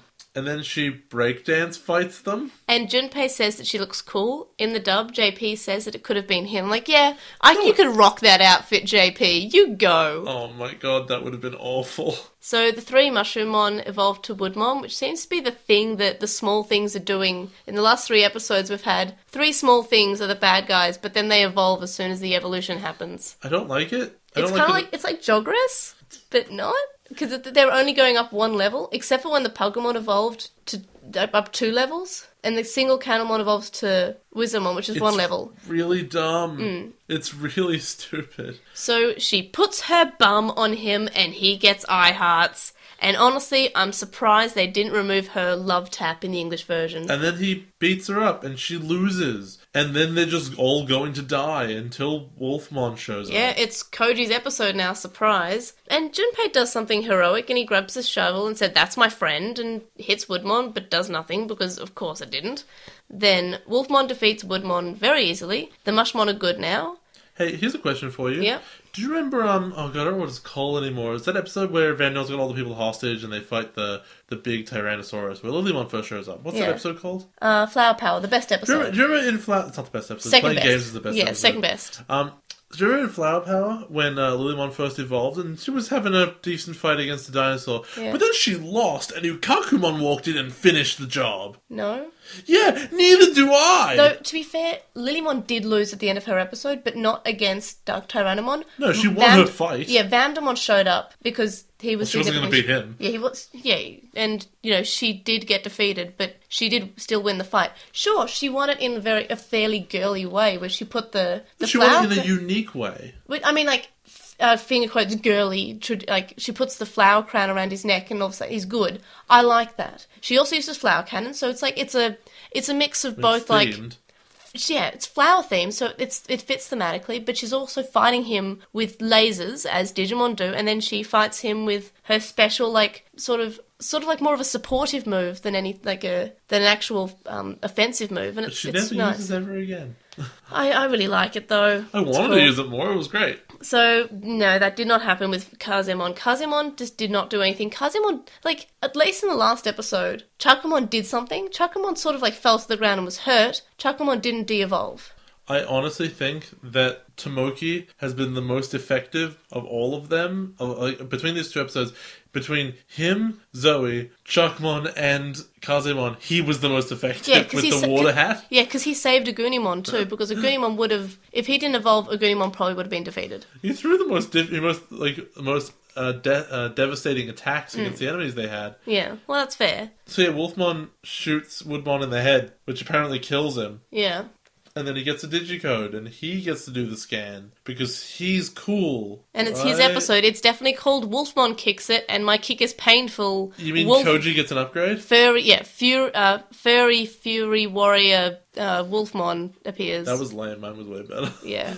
And then Tomoki and Takuya show up. No, but before that, Izumi tries to help Koji up and shake his hand, but he just walks off silently. And then she says that he's strange and weird, and she can't really tell, she can't get a read on him, she can't tell if he's a nice person or not. In the dub, Zoe says that he should be friendly once in a while, and then she wonders why she's trying to be his friend, and says that they were a great team regardless of what Koji thinks. Even though there wasn't really much teamwork in that episode. He had a shovel once. Yeah, Koji kind of showed up and saved them.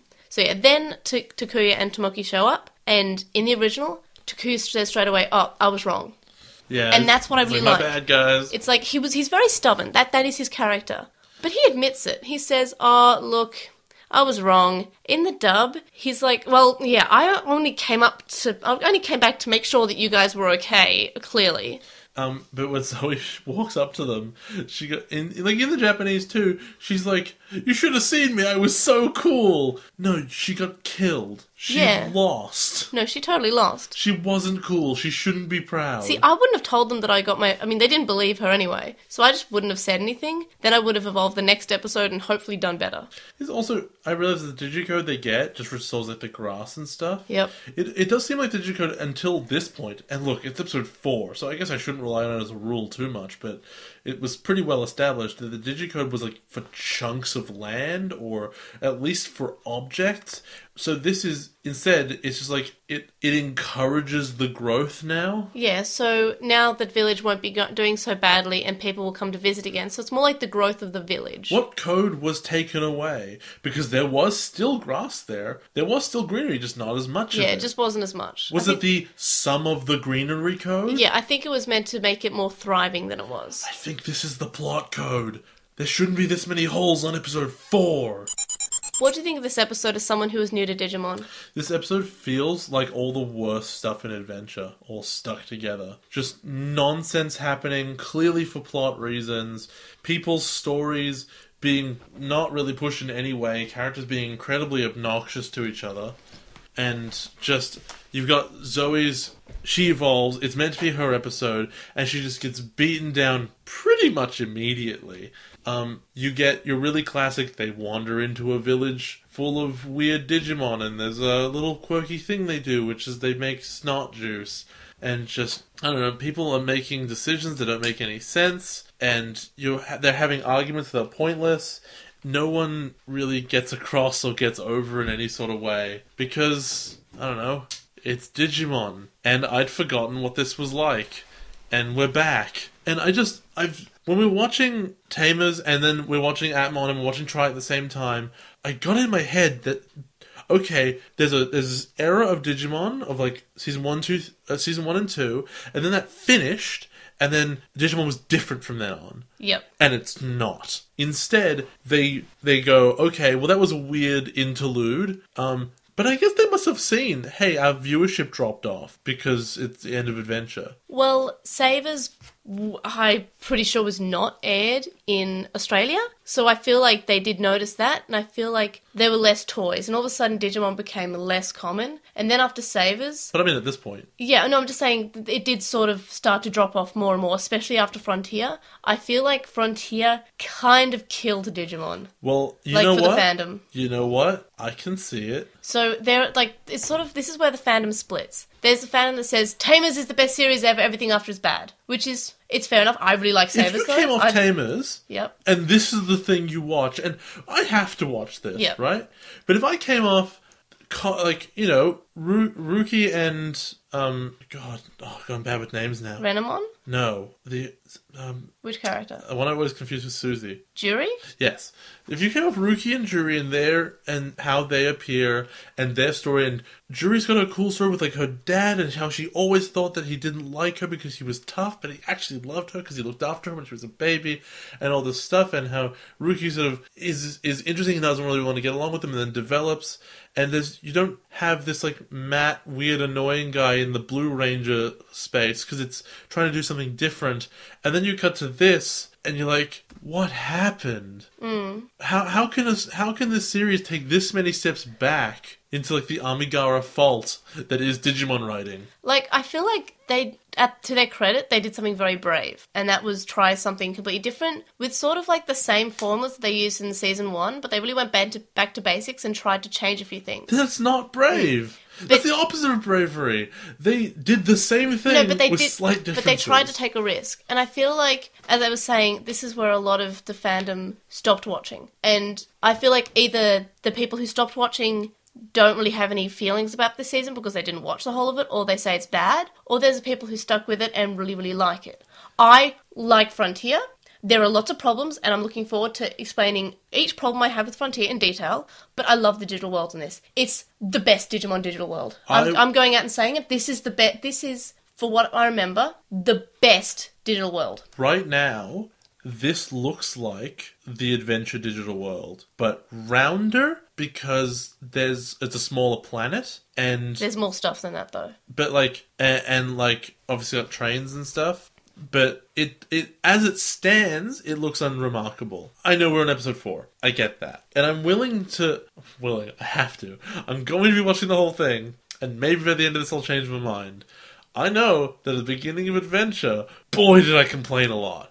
You complained throughout all of Adventure and 02. Well, 02 deserved it. Yeah. And in hindsight, maybe it wasn't entirely worth complaining throughout the entire thing. I think... Most of it, yes. Yeah, but you also came onto watching Digimon in a negative way. You were like, yes. I'm negative about this. But you know what? So it helped you be negative. I have a much more positive association with Digimon now than I had then. And this sucks. I think Tame has helped. Tame has helped a lot. Try helped a lot. Try...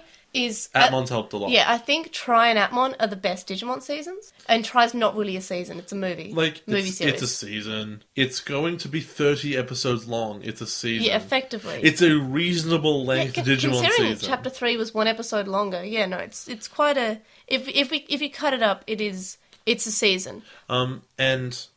What was I going to say?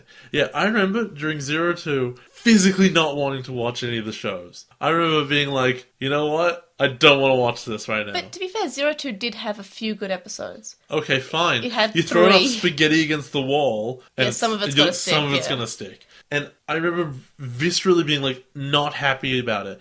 With Tamers, at least I was like, okay, I get to see what happens next, and that has its intrinsic value. Yeah, but Tamers had a lot of things where a lot of our complaints were always nitpicky. It was like, it would have been good if they did this. Yeah.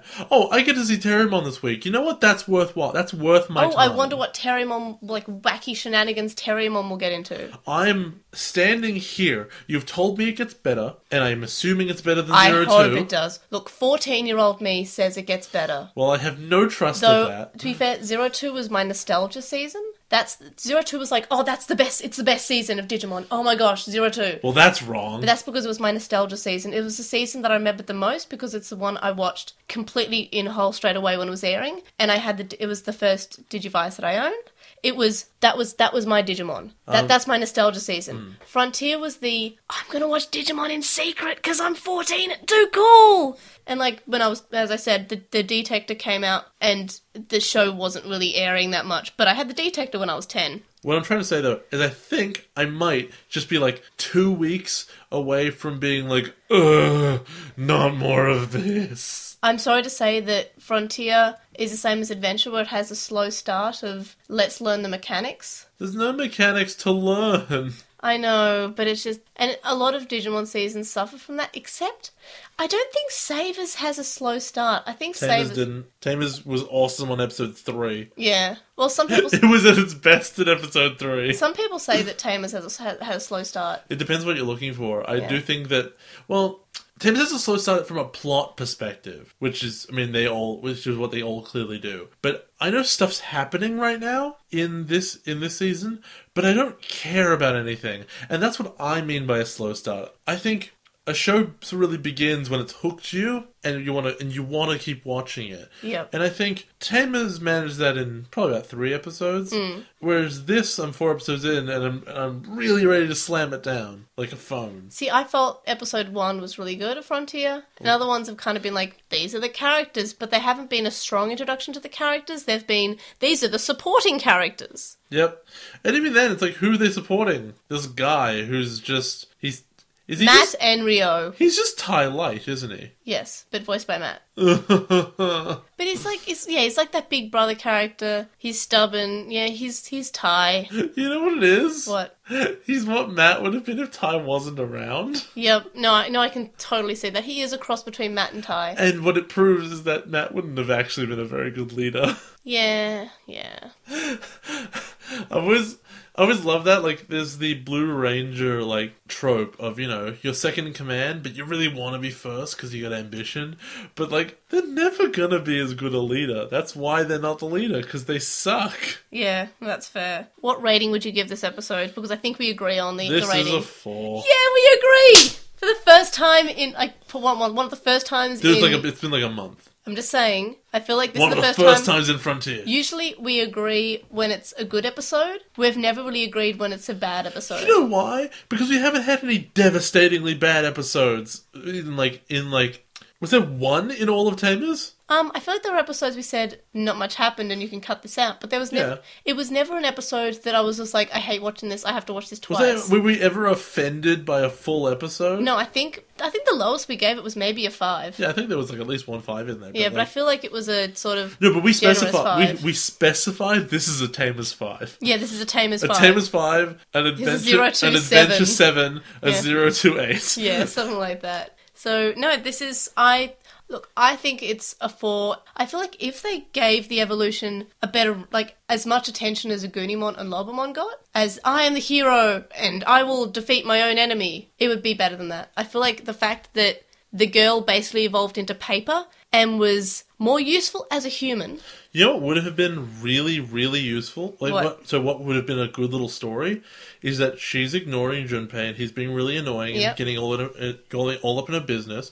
But when push comes to shove and she's fighting Woodmon and she gets knocked down, instead of Lobomon showing up, Junpei does his shovel thing and gets pretty much killed. And then Woodmon approaches him to murder him. And then she gets back up and jumps in to save him. That would have been so much better. And it's like this thing where, he was kind of crap. And you can emphasize that earlier in the episode that she specifically really didn't like it, but she's still going to save him because it's the right thing to do. Yeah. But no! Give it to Koji because he needs it, right? Yeah, but like, he already had his episode. At least with the Tomoki episode, Tomoki did something, right? He didn't de-evolve. I mean, he helped. She punched some mushrooms, I guess. As a human, though. To be fair, if Tomoki had de-evolved, nothing would have changed. I know, but I'm just saying that it still made Tomoki look a lot stronger than Zoe. It made him look less defeated. Like, he still could have gotten up. Yes. How did this episode compare to your predictions in Obnoxious Synopsis? Hey, I said that Izumi gets into an argument with Takuya. Technically right, but she doesn't kick him because it's not like an embarrassment thing where she's like, it's not like I love you or anything, back. But instead, like, you know, she does get into an argument, but then she goes off and flowers happen. As far as things annoying me, she is pretty one-dimensional. Boy, does she like flowers. No, so boy, is she Italian and a girl. Yeah. Yep. It's not a good episode, and I gave it a very generous 5. Yeah, it is not a 5. The bad outweighs the good. I wish I could give it a 5. Like, I mean, I wish I could give it a 10, but it doesn't deserve it. It does not even deserve near a 10.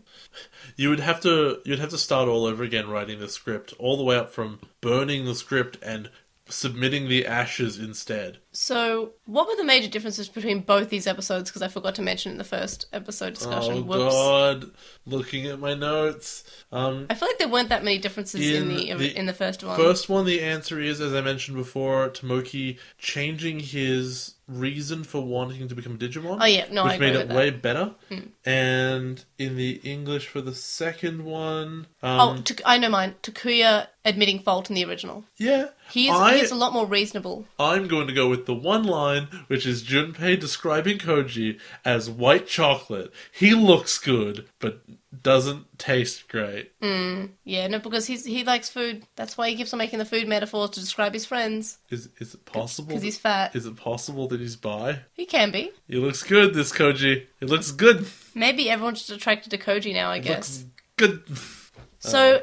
in the first episode... He doesn't look that good, though. He wears a bandana. In the first episode that we watched for this week's discussion, we compared Tomoki with Takeru and the other young crybaby children. Now we're going to talk about them compared with Izumi, with the other lady characters. Let's not. I have to. I have to do this, Let's put this... I'll let you just go on your own thing. But okay, I will say one thing, which is that if you were to put Izumi up there with the rest of them standing in a line, I would just point at her specifically. Who is she? Because we don't know anything about her. Well, so far. I mean, we are at episode 4. You know what? When you introduce characters, you're meant to find out stuff about them. Yeah, good point. You're meant to be able to connect something to that character and be like, oh, I get it. Yeah. I can say, they like this, they do this is what they are like. I know that Susie complains and cries a lot. We knew immediately that your lead does computers because she talked about that. Yeah. And she's nice and she's friends with Cody. We know that Ruki is tough. We know she's the Digimon queen because other people gave her a reputation. We know all of those things immediately. We know that Sora is a tomboy because she wears a helmet. We know that Mimi is the way she is because she wears pink all the time and she was complaining about not having she's not having like camping experience, but she also toughens up. But she's also crafty because she's stolen camping stuff from her dad. We know all those things immediately. That's episode 1. What do we know about her? It's episode 4. Italian. She's kind of Italian, which is not a character trait. That doesn't tell you anything about her personality. That tells you about her background. That tells you about her, like, heritage. That's irrelevant, because it doesn't change how she is. It changes how she talks. And she's a girl, and so she likes traditional girly things. So she's like Mimi Light, which is stupid. Go. So I'm going to get really mad here. Alright, so what annoys me is that we've had so many wonderful, strong female characters who, like... maybe they didn't start off super strong, maybe the dub gave them a pretty bad personality. So I'm just going to go through what we have. So first of all, we have Sora, who, in her first evolution episode, single-handedly, without Greymon didn't help, and Garurumon didn't help, and neither did any of the child Digimon, she single-handedly protected a town of young Digimon in her first evolution episode, where Biyomon evolves to Birdramon. And the whole episode was about, gee, Biyomon's really clingy, and I'm nothing like that, how can I ever be friends with her? And that was the plot in the original version. The dub kind of ruined it by removing that plot. Anyway, then we have Mimi, who single-handedly defeated a perfect level Digimon and rescued all her friends and their Digimon who had been captured by the perfect level Digimon. This was in her first evolution episode. That was episode, I want to say 6? I don't remember. Or earlier than that? I don't know. It's just very early in the show. We get this character who's really girly, but in this episode she's quite resourceful. There's a new one who are hitting on her, and then she kind of just sort of shuns them off, but then they help her and she realises that, they were nice and she didn't have to be so mean to them. And that's fine. But she single-handedly fought a battle with her Digimon partner. Then we have Miyako, whose first armor evolution was a freebie, so that doesn't count. Her second armor evolution, she was honest, and she was able to defeat a perfect level Digimon that previously was only defeated by a perfect level Digimon, and that was Garurumon. So that's a pretty big thing. Then her evolution to adult saved a dam from rupturing, which was about to flood the villages that they just helped rebuild. Then we have Ruki, whose first evolution was more about emotions and loving and trusting her partner, but she still defeated a Digimon without any help. And she even tried to fight it herself, and she continually tried to fight the Digimon when her partner was in trouble.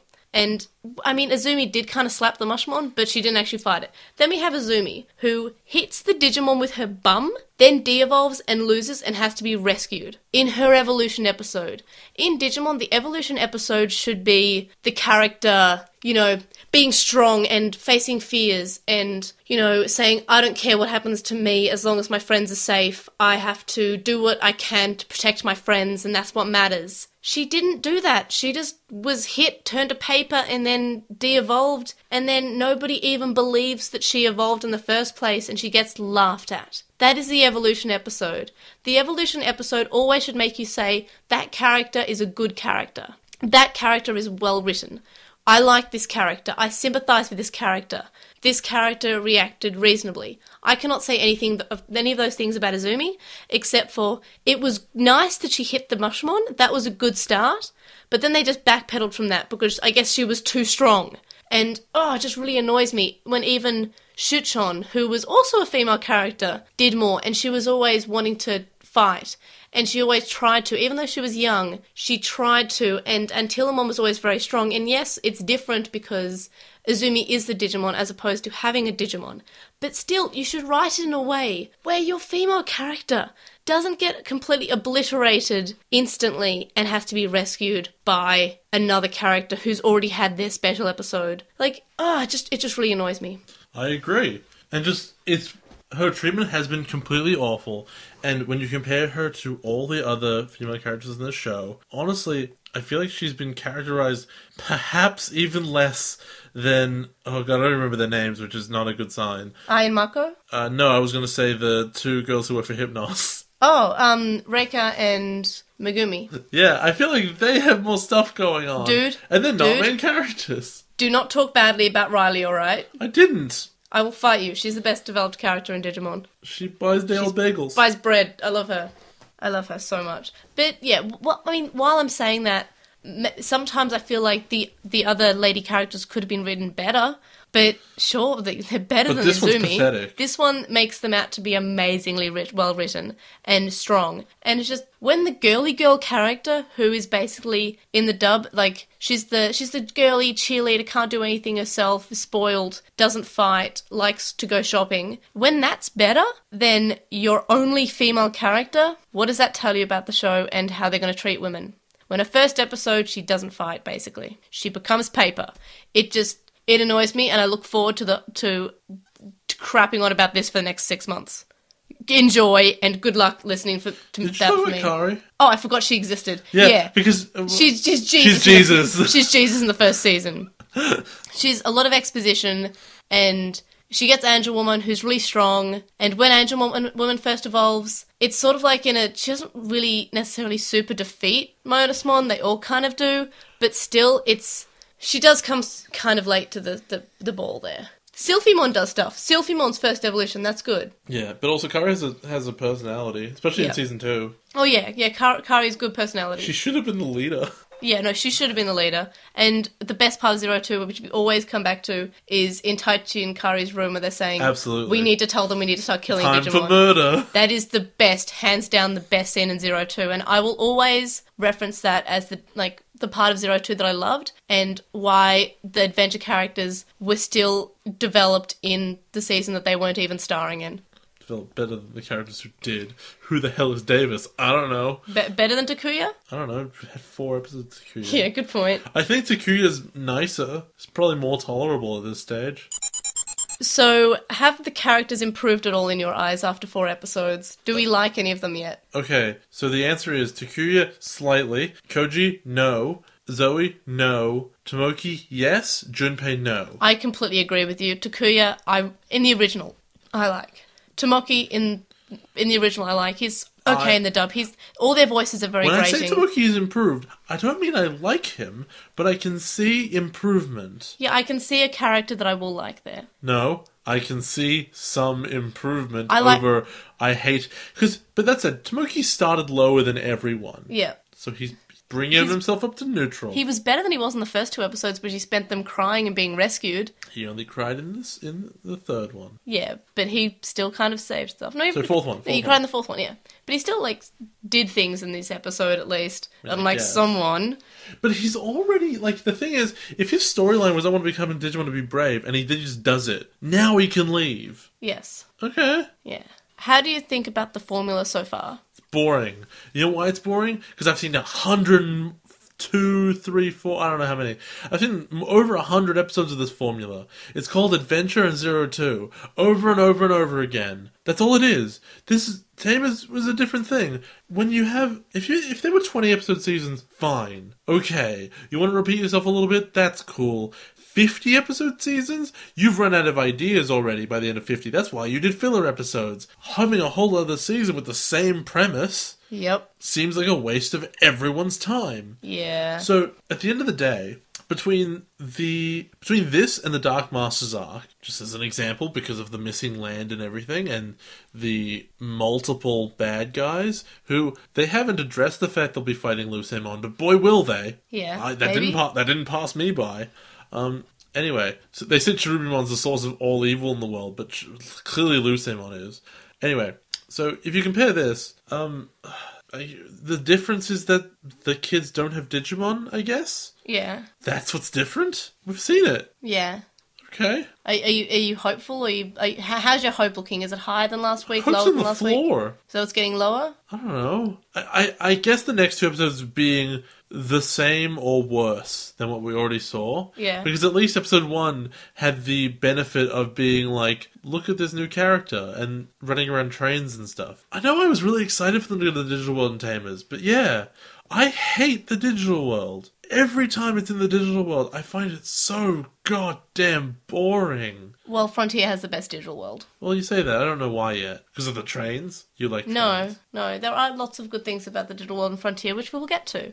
For Screenshot of the Week this week, I was originally going to have the one where they say it's Breezy Village, but it clearly says Soyokaze. But then WildWing64 on Twitter tweeted at me and linked me this amazing one, which was Tomoki saying, well, it was Tomoki's face, and he's like kind of got this weird sort of like unimpressed look. And the caption was, when you're just unloaded a bunch of exposition. And was like, well, that's basically just what happened in that scene, so I'm glad. Mine was the Flowermon pouring out the like dance snot into like a cup, and then you see Junpei's face in the background, and he's freaking out. It's great. Yeah. For Digimon designs that were introduced this episode, we have Candlemon, who is a candle. Sure. This season has a really... And I know that some of them they're bringing in from old stuff, but this is the most, like, straightforward enemy... Well, not enemy, like, other Digimon names. What's that mushroom Digimon? That's Mushroomon. What's that candle? Candlemon? What's that dead tree, I guess? Woodmon. Have there...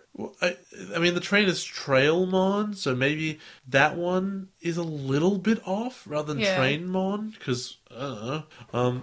I guessed Locomon, like, way in advance, didn't I? Yeah, I think you joked about it. My favourite thing about this podcast is so many times you've joked about a Digimon's name, and it's actually been the name, or pretty close. Candlemon was exactly that. In my notes, it was, and then Candlemon shows up. Wait, its name is actually Candlemon? Yeah. Wow, like, that's sad, honestly. At least Pokemon names have, like, have the decency to be kind of clever. Oh, Charmander. It's Char because it's fire, and it's like a salamander. Charmeleon's a chameleon and a lizard. Name. Yeah, I know, but some of these are in English too. Yeah. Whatever. I don't understand Japanese puns, because I assume that some of them are. Oh yeah, they're all puns, basically. Okay. They have they're never... You're not going to look at it's called Charizard, right? Because that's a name. If you looked at him and you said, what's that fire lizard? And they go, yeah, that's fire lizard. You'd be like, that's crap. Like the Digimon Flare Lizardmon. It's a Lizardmon, but it's flare, because it's on fire. Hey, what's that? Oh, that's Palm Tree with egg. Okay, sure. Oh, what's that one over there? Well, that's a fox with 9 tails. We call him Fox with 9 tails, mon. What about if a monster is mainly a shell? Let's call him Shellmon. There you go. Yeah. And he's like, at least Shelder has the decency to be like, it's Dur because it looks like a dumb idiot with its big tongue hanging out. And Cloyster. Because that's a joke. Yeah. Because it's all like hiding it's itself oyster. in. Yeah. And it's an oyster. It's funny. What about Chakumon or Kumamon? It's as a design. Because I love him. As a design, it's really cute. I liked it. Like it falls on the thing and splats into snow, and then he reforms. Does this. He does like a little peace sign. Oh my gosh, he's so cute. And like his snowboards down. It doesn't feel like it fits. Like, I know he's the youngest and the smallest anyway, but, like, seeing all of the other designs, he does not fit in. Every other design is person in armor. Yeah. Or lingerie, if the circumstance permits. But he's a little snowman. He's not human. Mm.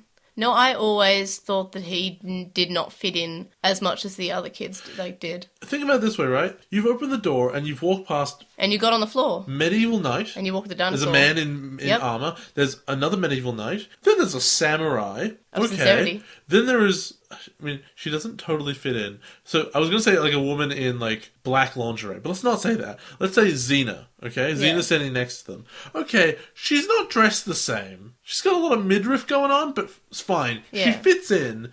And then the next thing is a water elemental. And you go, I'm not sure I'm in the same movie anymore. Yeah.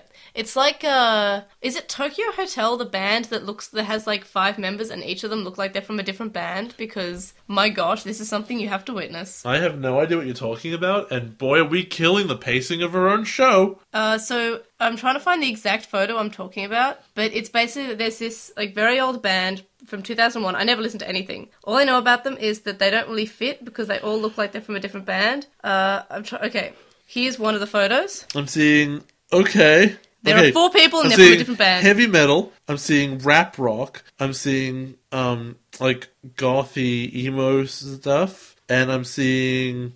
I don't know, just like American hard rock. I'm thinking skater punk. Yeah, I can see what you're talking about. Those are... See, look, there's another one. They are not from the same band. They do not belong together. That's like, correct. 4 of these things is not like the other. 4 of these things do not belong. But sorry, yeah, I'm just saying that's how Chakumon feels. Chakumon is the Tokyo Hotel of this. I just felt like I really needed to tell everyone about that band. I don't even know if they make good music. They probably is very confused. We also had Fairymon. I mean, I like her design. If she was strong, imagine if she was a powerful character. I don't. As much as I like her design, wink wink Lingerie-mon, I don't think that she's really well designed as, like, a Digimon for a main character. Oh, no, I like her. Oh, I know, I mean, like... And I'm just saying, if they made her an actual strong character... If they made her dress more appropriately... No, even if it's keep her like that. We can have, like, you know, the bad guy being, oh, look at you, you're just a fairy, haha. And then they would go to attack it, and she just, like, blinks out of, like, their view, and then kicks them, and just destroys them. That'd be great. It's a kid's show. She doesn't need to dress like this. No, I'm just... It's Digimon. We have sexier characters than that. Yeah. But I'd be fine with that. You know, all the characters would be like, oh, you know, you're just so cute, and then, like, she ends up being super powerful and super strong. I will forgive Angelwoman because it looks like a bodysuit that's, like, changed a bit. This is, like, garter belt. Like, this is garter belt, bra and panties. This is weird. Look forward to Lilithmon in Season 6. I feel like you've shown me a gift. Yes, and I have. do look forward to it. Yes, she's Lady Devimon, but more so. Okay, like, I don't want this moralizing to be anything other than, like, an analysis of a kid's show, because I can enjoy it on a different level and still be like, well, this is wrong. Yeah, no, that's fair. In fact, that's most of the stuff I enjoy. What about Mushmon? I feel like it's shown up before. You know, okay, so Mushmon, Floramon, and Woodmon we've all seen before. We're not judging those. So you don't have any more feelings about them? Why would I? Good point. They're just really basic. Probably chosen because they have easy names. And I'm pretty sure we've seen them all in the Puppetmon episode. Yeah. And also, Woodmon was the unbeatable Woodmon in 02. The best line was, I am the unbeatable Woodmon! 5 seconds later, I've been defeated! I don't remember that at all. He was, like, crushed by a dark tower. He says, are you going to help? And they say, we'll come back later. Oh, yeah. I remember complaining about that. Yeah, it's back. Oh my god. So I guess... all the things I hate about Digimon are back. What? Like... Again, Tamer's made me forget. Tamer's made me think that maybe I've begun to like Digimon and that I've just turned. I thought that I'd had enough exposure therapy and everything had changed. And we're here now? I'm like, oh, that's right. Oh, I hate things that are bad. Oh, I remember now. I think Frontier might get better. Maybe. But you also thought that Season 2 was the best season. Yeah, but I fully always said that was my, as I said, in my nostalgia season. Frontier isn't really my nostalgia season. It's like, it was my secretive, I'm watching Digimon season. So, on to Postmon Pat this week. We have, first up, on Reddit, we have Dot Yawning, who, this is actually from last week, and they say, ready to hear Jay's reactions to Takuya and Koji's voice actors being Matt and Ryo, and then says that Takuya's Japanese VA is Naruto. I would never recognize Ryo's voice actor. But he doesn't talk. I mean, that too, Koji but I just wouldn't recognize it because I just don't know what he sounds like off the top of my head. But I've had a reaction to Ty's voice actor, Jesus. Yeah. Then this week, Dot Yawning says, can see Jay and the prodigious people being extra critical of this season. I wouldn't know how they feel, but boy will I be. And then says that they're a big fan of Frontier mechanics in Digital World, and I agree with you. That's something that Frontier does well. Then Dot Yawning says, Kumon and Bearmon do offer confusion since Kumon in Japanese is Bearmon from Digimon World 2003. And yes, I did mention that. Dot Yawning then says, the symbols on the wall are interesting because they all relate to kanji. And that's something I always kind of, like, enjoyed when I was younger. And then when, like, I started learning kanji, I was like, wait, that looks familiar. So I always sort of knew the kanji before I actually knew the kanji. Do they mean, like, fire and wind, or...? It's very similar. The kanji are very similar to the symbols. But, like, almost... Like, they're just sort of, like, stylized. I don't know what they mean. Oh, no, they all relate to the element, each symbol. Great. Yeah. So, like, the different ones on the wall all relate to an elemental kanji. The last one on Reddit is from Dak and Jackster, and they say that they knew Jay wasn't going to take the frontier straight away. The slow pace is like the beginning of adventure. Well, prepare for me to complain for a little while at least. Dak and Jackster then says that they remember that Frontier does have a lot of good qualities and does pick up. Then they said that getting rebooted every season is a mixed blessing as it loses the chance to build on what's already been established, but it also means that the show is trying to reinvent himself and try something different each time. We learned from 02 that a show can reinvent itself without rebooting the entire universe. Yeah, but we didn't like that. That might have been a bad thing, but we learned from Tamers that they got good at writing, so they could have managed it. Dak and Jackson then says that loosening the partner system is drastic, but you get used to it. What if I don't wanna? That's my reaction. I guess you just won't enjoy Frontier that much, maybe. There we are. Then Dak and Jackster asks what we think about a Digimon-only series. I would be more on board with it, I think, because it would be more unique than having a human-only series, because that just becomes a regular adventure. And I would really enjoy a Digimon-only series in the sense that, A, you wouldn't have this weird... You could have... Every time a human shows up somewhere, they feel like a stranger, because they've never been here before and they don't know anything. A Digimon-only series, you could have...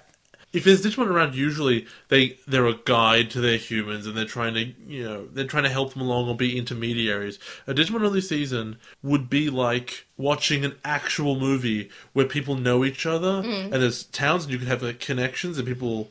you could have a history that's established. Every time there's a human character, pretty much, with the exception of Ken, actually. But basically, if you see a human character in the digital world, they're new here and they don't know what's going on. Well, X-Evolution is a Digimon-only movie, and there's maybe another movie that only has Digimon in it, but I'm not going to say what season that's from. Oh, but that movie sucked.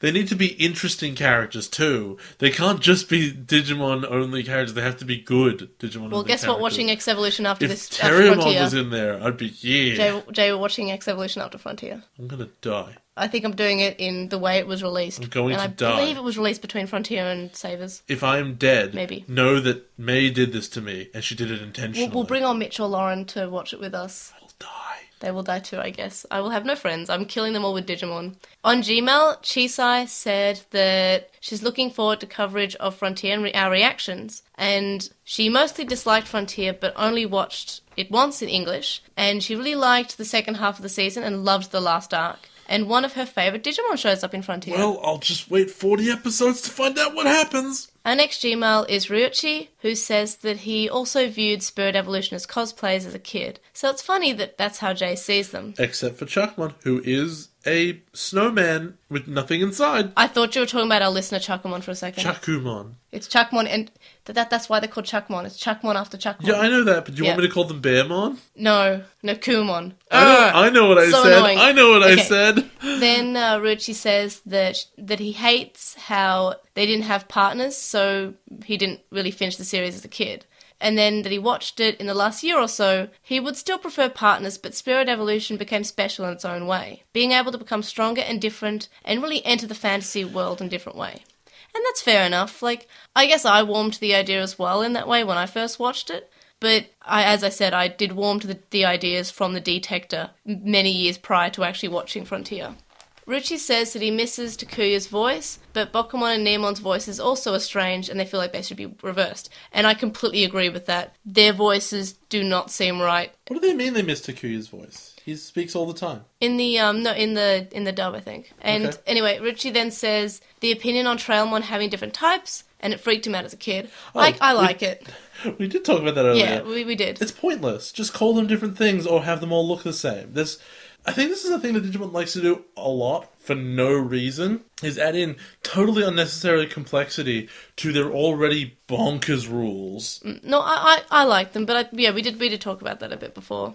Ruchi says that it's his first time watching the English dub of Frontier in its entirety, and Takuya is a better brother figure in the original. Then he wants to assure Jay that the biggest compliment about Frontier is that it's good for character development. Wow.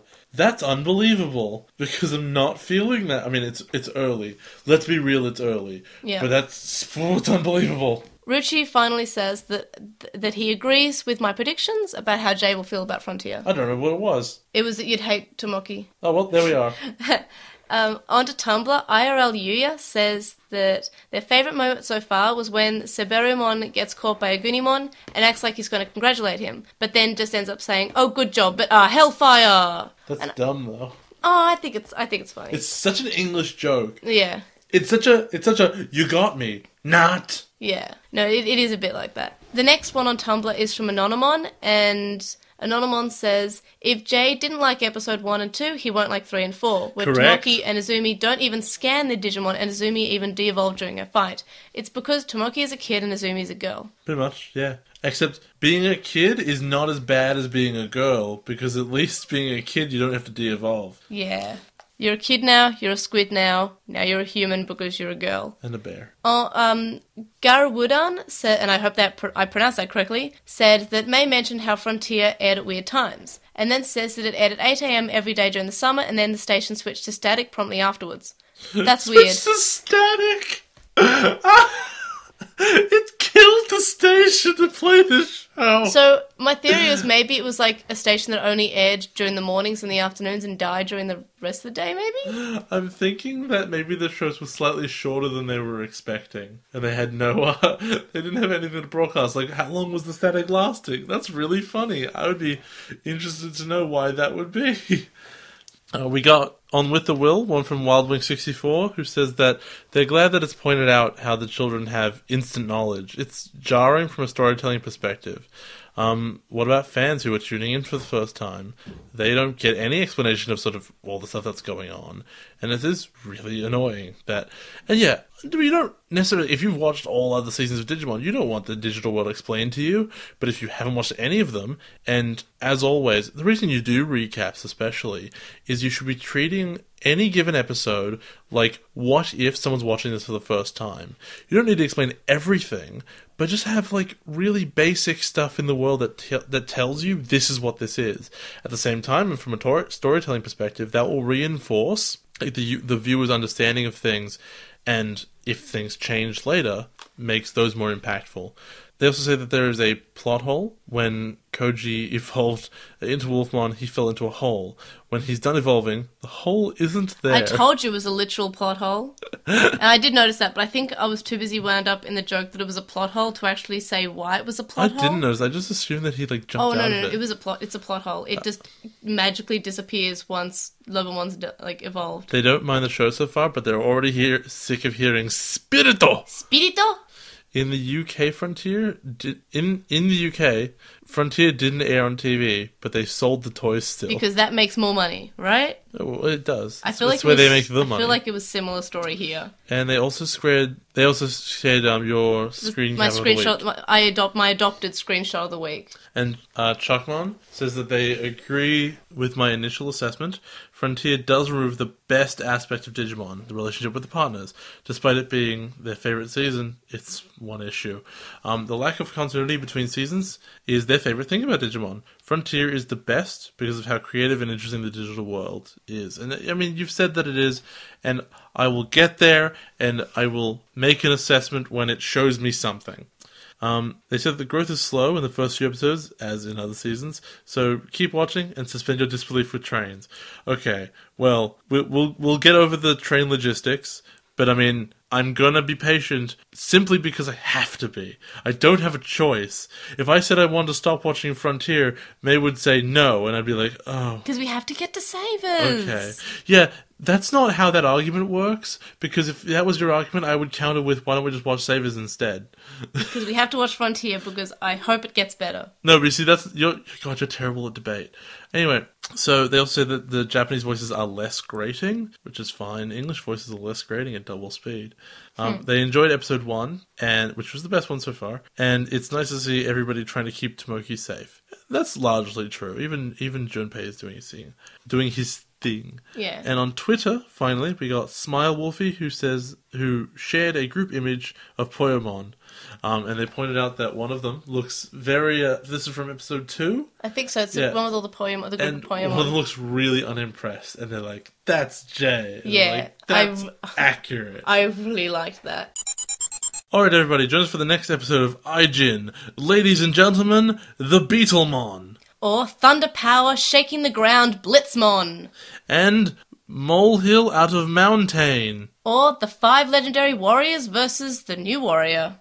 The new warriors? No, they're gonna blow up a school! Where? I think that's Marvel Civil War, the comic book. Oh, I watched the movie, I didn't read the comic book. It's how the real Civil War started. Because I'm casual. You're really casual. I'm so casual, I admit it. For Weekly Wonders this week, I'm going to admit I'm going to, weekly wonder something that probably no one's ever heard of. I mean, it's pretty hipster and Are you playing Digimon? It's pretty new, and I'm not sure if many people have heard of it. So I'm kind of I'll be a spokesperson for this. So I've been watching Game of Thrones. I know it's something no one's ever watched in the world. So I just finished season 3. It's good. Yeah, it is. I recommend, no one's probably watched it, so I'm just saying. You should probably watch it. Yeah, you should probably watch it, though, because, my god. So it's heavy. It's got some stuff. My god. It's really got some stuff. I finally learnt a certain phrase that someone had, many people had uttered to me before that I just did not get the context to, and now I know the phrase. You've been miraculous at avoiding most spoilers. Except for that one at the end of season 1. Yeah, because I almost punched a guy for it. So, yeah. What's your weekly wonder? Mine, I guess, is that I watched a lot of The Crown. I don't know if I had a better story than that, so let's go with it. It's a cool Netflix series about, the British monarchy. And, I don't know, to me, it's just, the coolest... Do you want to see Winston Churchill and lots of hardwood floors? Because that's what you get. And it's pretty interesting. I don't know. I don't feel like I have a great recommendation. You binge watched that in a week. I'm pretty sure that's a recommendation. It's just easy. It's weirdly easy for a British drama. I started with Stranger Things, but I can't really recommend that yet because I've only watched an episode. I watched half an episode of Series of Unfortunate Events, which was also really good. I watched one episode of Black Mirror. That was great, but there's no continuity to it, so I don't really care about the rest of it. Yeah. Also, I only ever wanted to watch the first episode, and I think I'm happy with that. I'm done. And as video games go, I played Hearthstone, and I played Blood Bowl, and I played Battlefield 1. That's all the things I play. So, yeah, that's been my time. I played Magic. We talked about that. You talked about that because it was 5 a.m. when we recorded, and you just came back from the midnight pre-release. Yeah, that was awesome. And I was really sick. I'm so sorry if I was low quality last episode. By the way, I was really sick. It's okay. I was asleep. And yeah, that's it. So I guess I'm going with The Crown because it's the only one I've got. The link dump is linked in the description, and you can find our screenshots of the week and our weekly wonders, which are also linked in the description and can be found in our link dump. You can contact us and stay updated. You can email us at lostintranslation@gmail.com, or you can comment on this episode or message us on SoundCloud. You can follow us on @translation on Twitter, and not on Vine because it died a few days ago. Did it? Yes. Rest in peace, officially dead. Oh, rip. And it lived through 2016 though. And you can also find us on Lost in Translation on Tumblr, Facebook and YouTube. We have a discussion thread on With the Will and a Reddit thread in the Digimon subreddit, which is linked in the description. We'd appreciate it if you were to review us on iTunes and or Stitcher. And thank you to our Patreon supporters, Sam Krieger, who has a podcast called The Moncast, which talks about Pokemon and Digimon, Wu Qinglong, who you can find at twitch.tv/Wu Qinglong, Metal Mamimon, Joe, whose birthday is on this Sunday, happy birthday, Anime Guy, and who you can find at Anime Guy Kurosaki and #1 on YouTube, Chuckmon, Ishpal Bamba, Hirolato, who's at Hirolato on Twitter, Jason Morosky, Ryuchi, who's Frost Miragic on Archive of Our Own, Stephen Reeves, who is at Wildwing64 on Twitter, Kaidawashi, Mac, Noam, Riku, Red and Garen from Retro with Digimon, which is another Digimon podcast, Chisai, who you can follow at Chisai236 on Tumblr, Corey, Kyle, and The Lady Bugman. You can read their blog about anime on Baguburagu. Oh, that's hard. Baguburagu.wordpress.com. And again, happy birthday to Joe. We hope you have an amazing day. And that's Sunday, which is our Monday. Yes, I like time zones. They don't confuse me at all.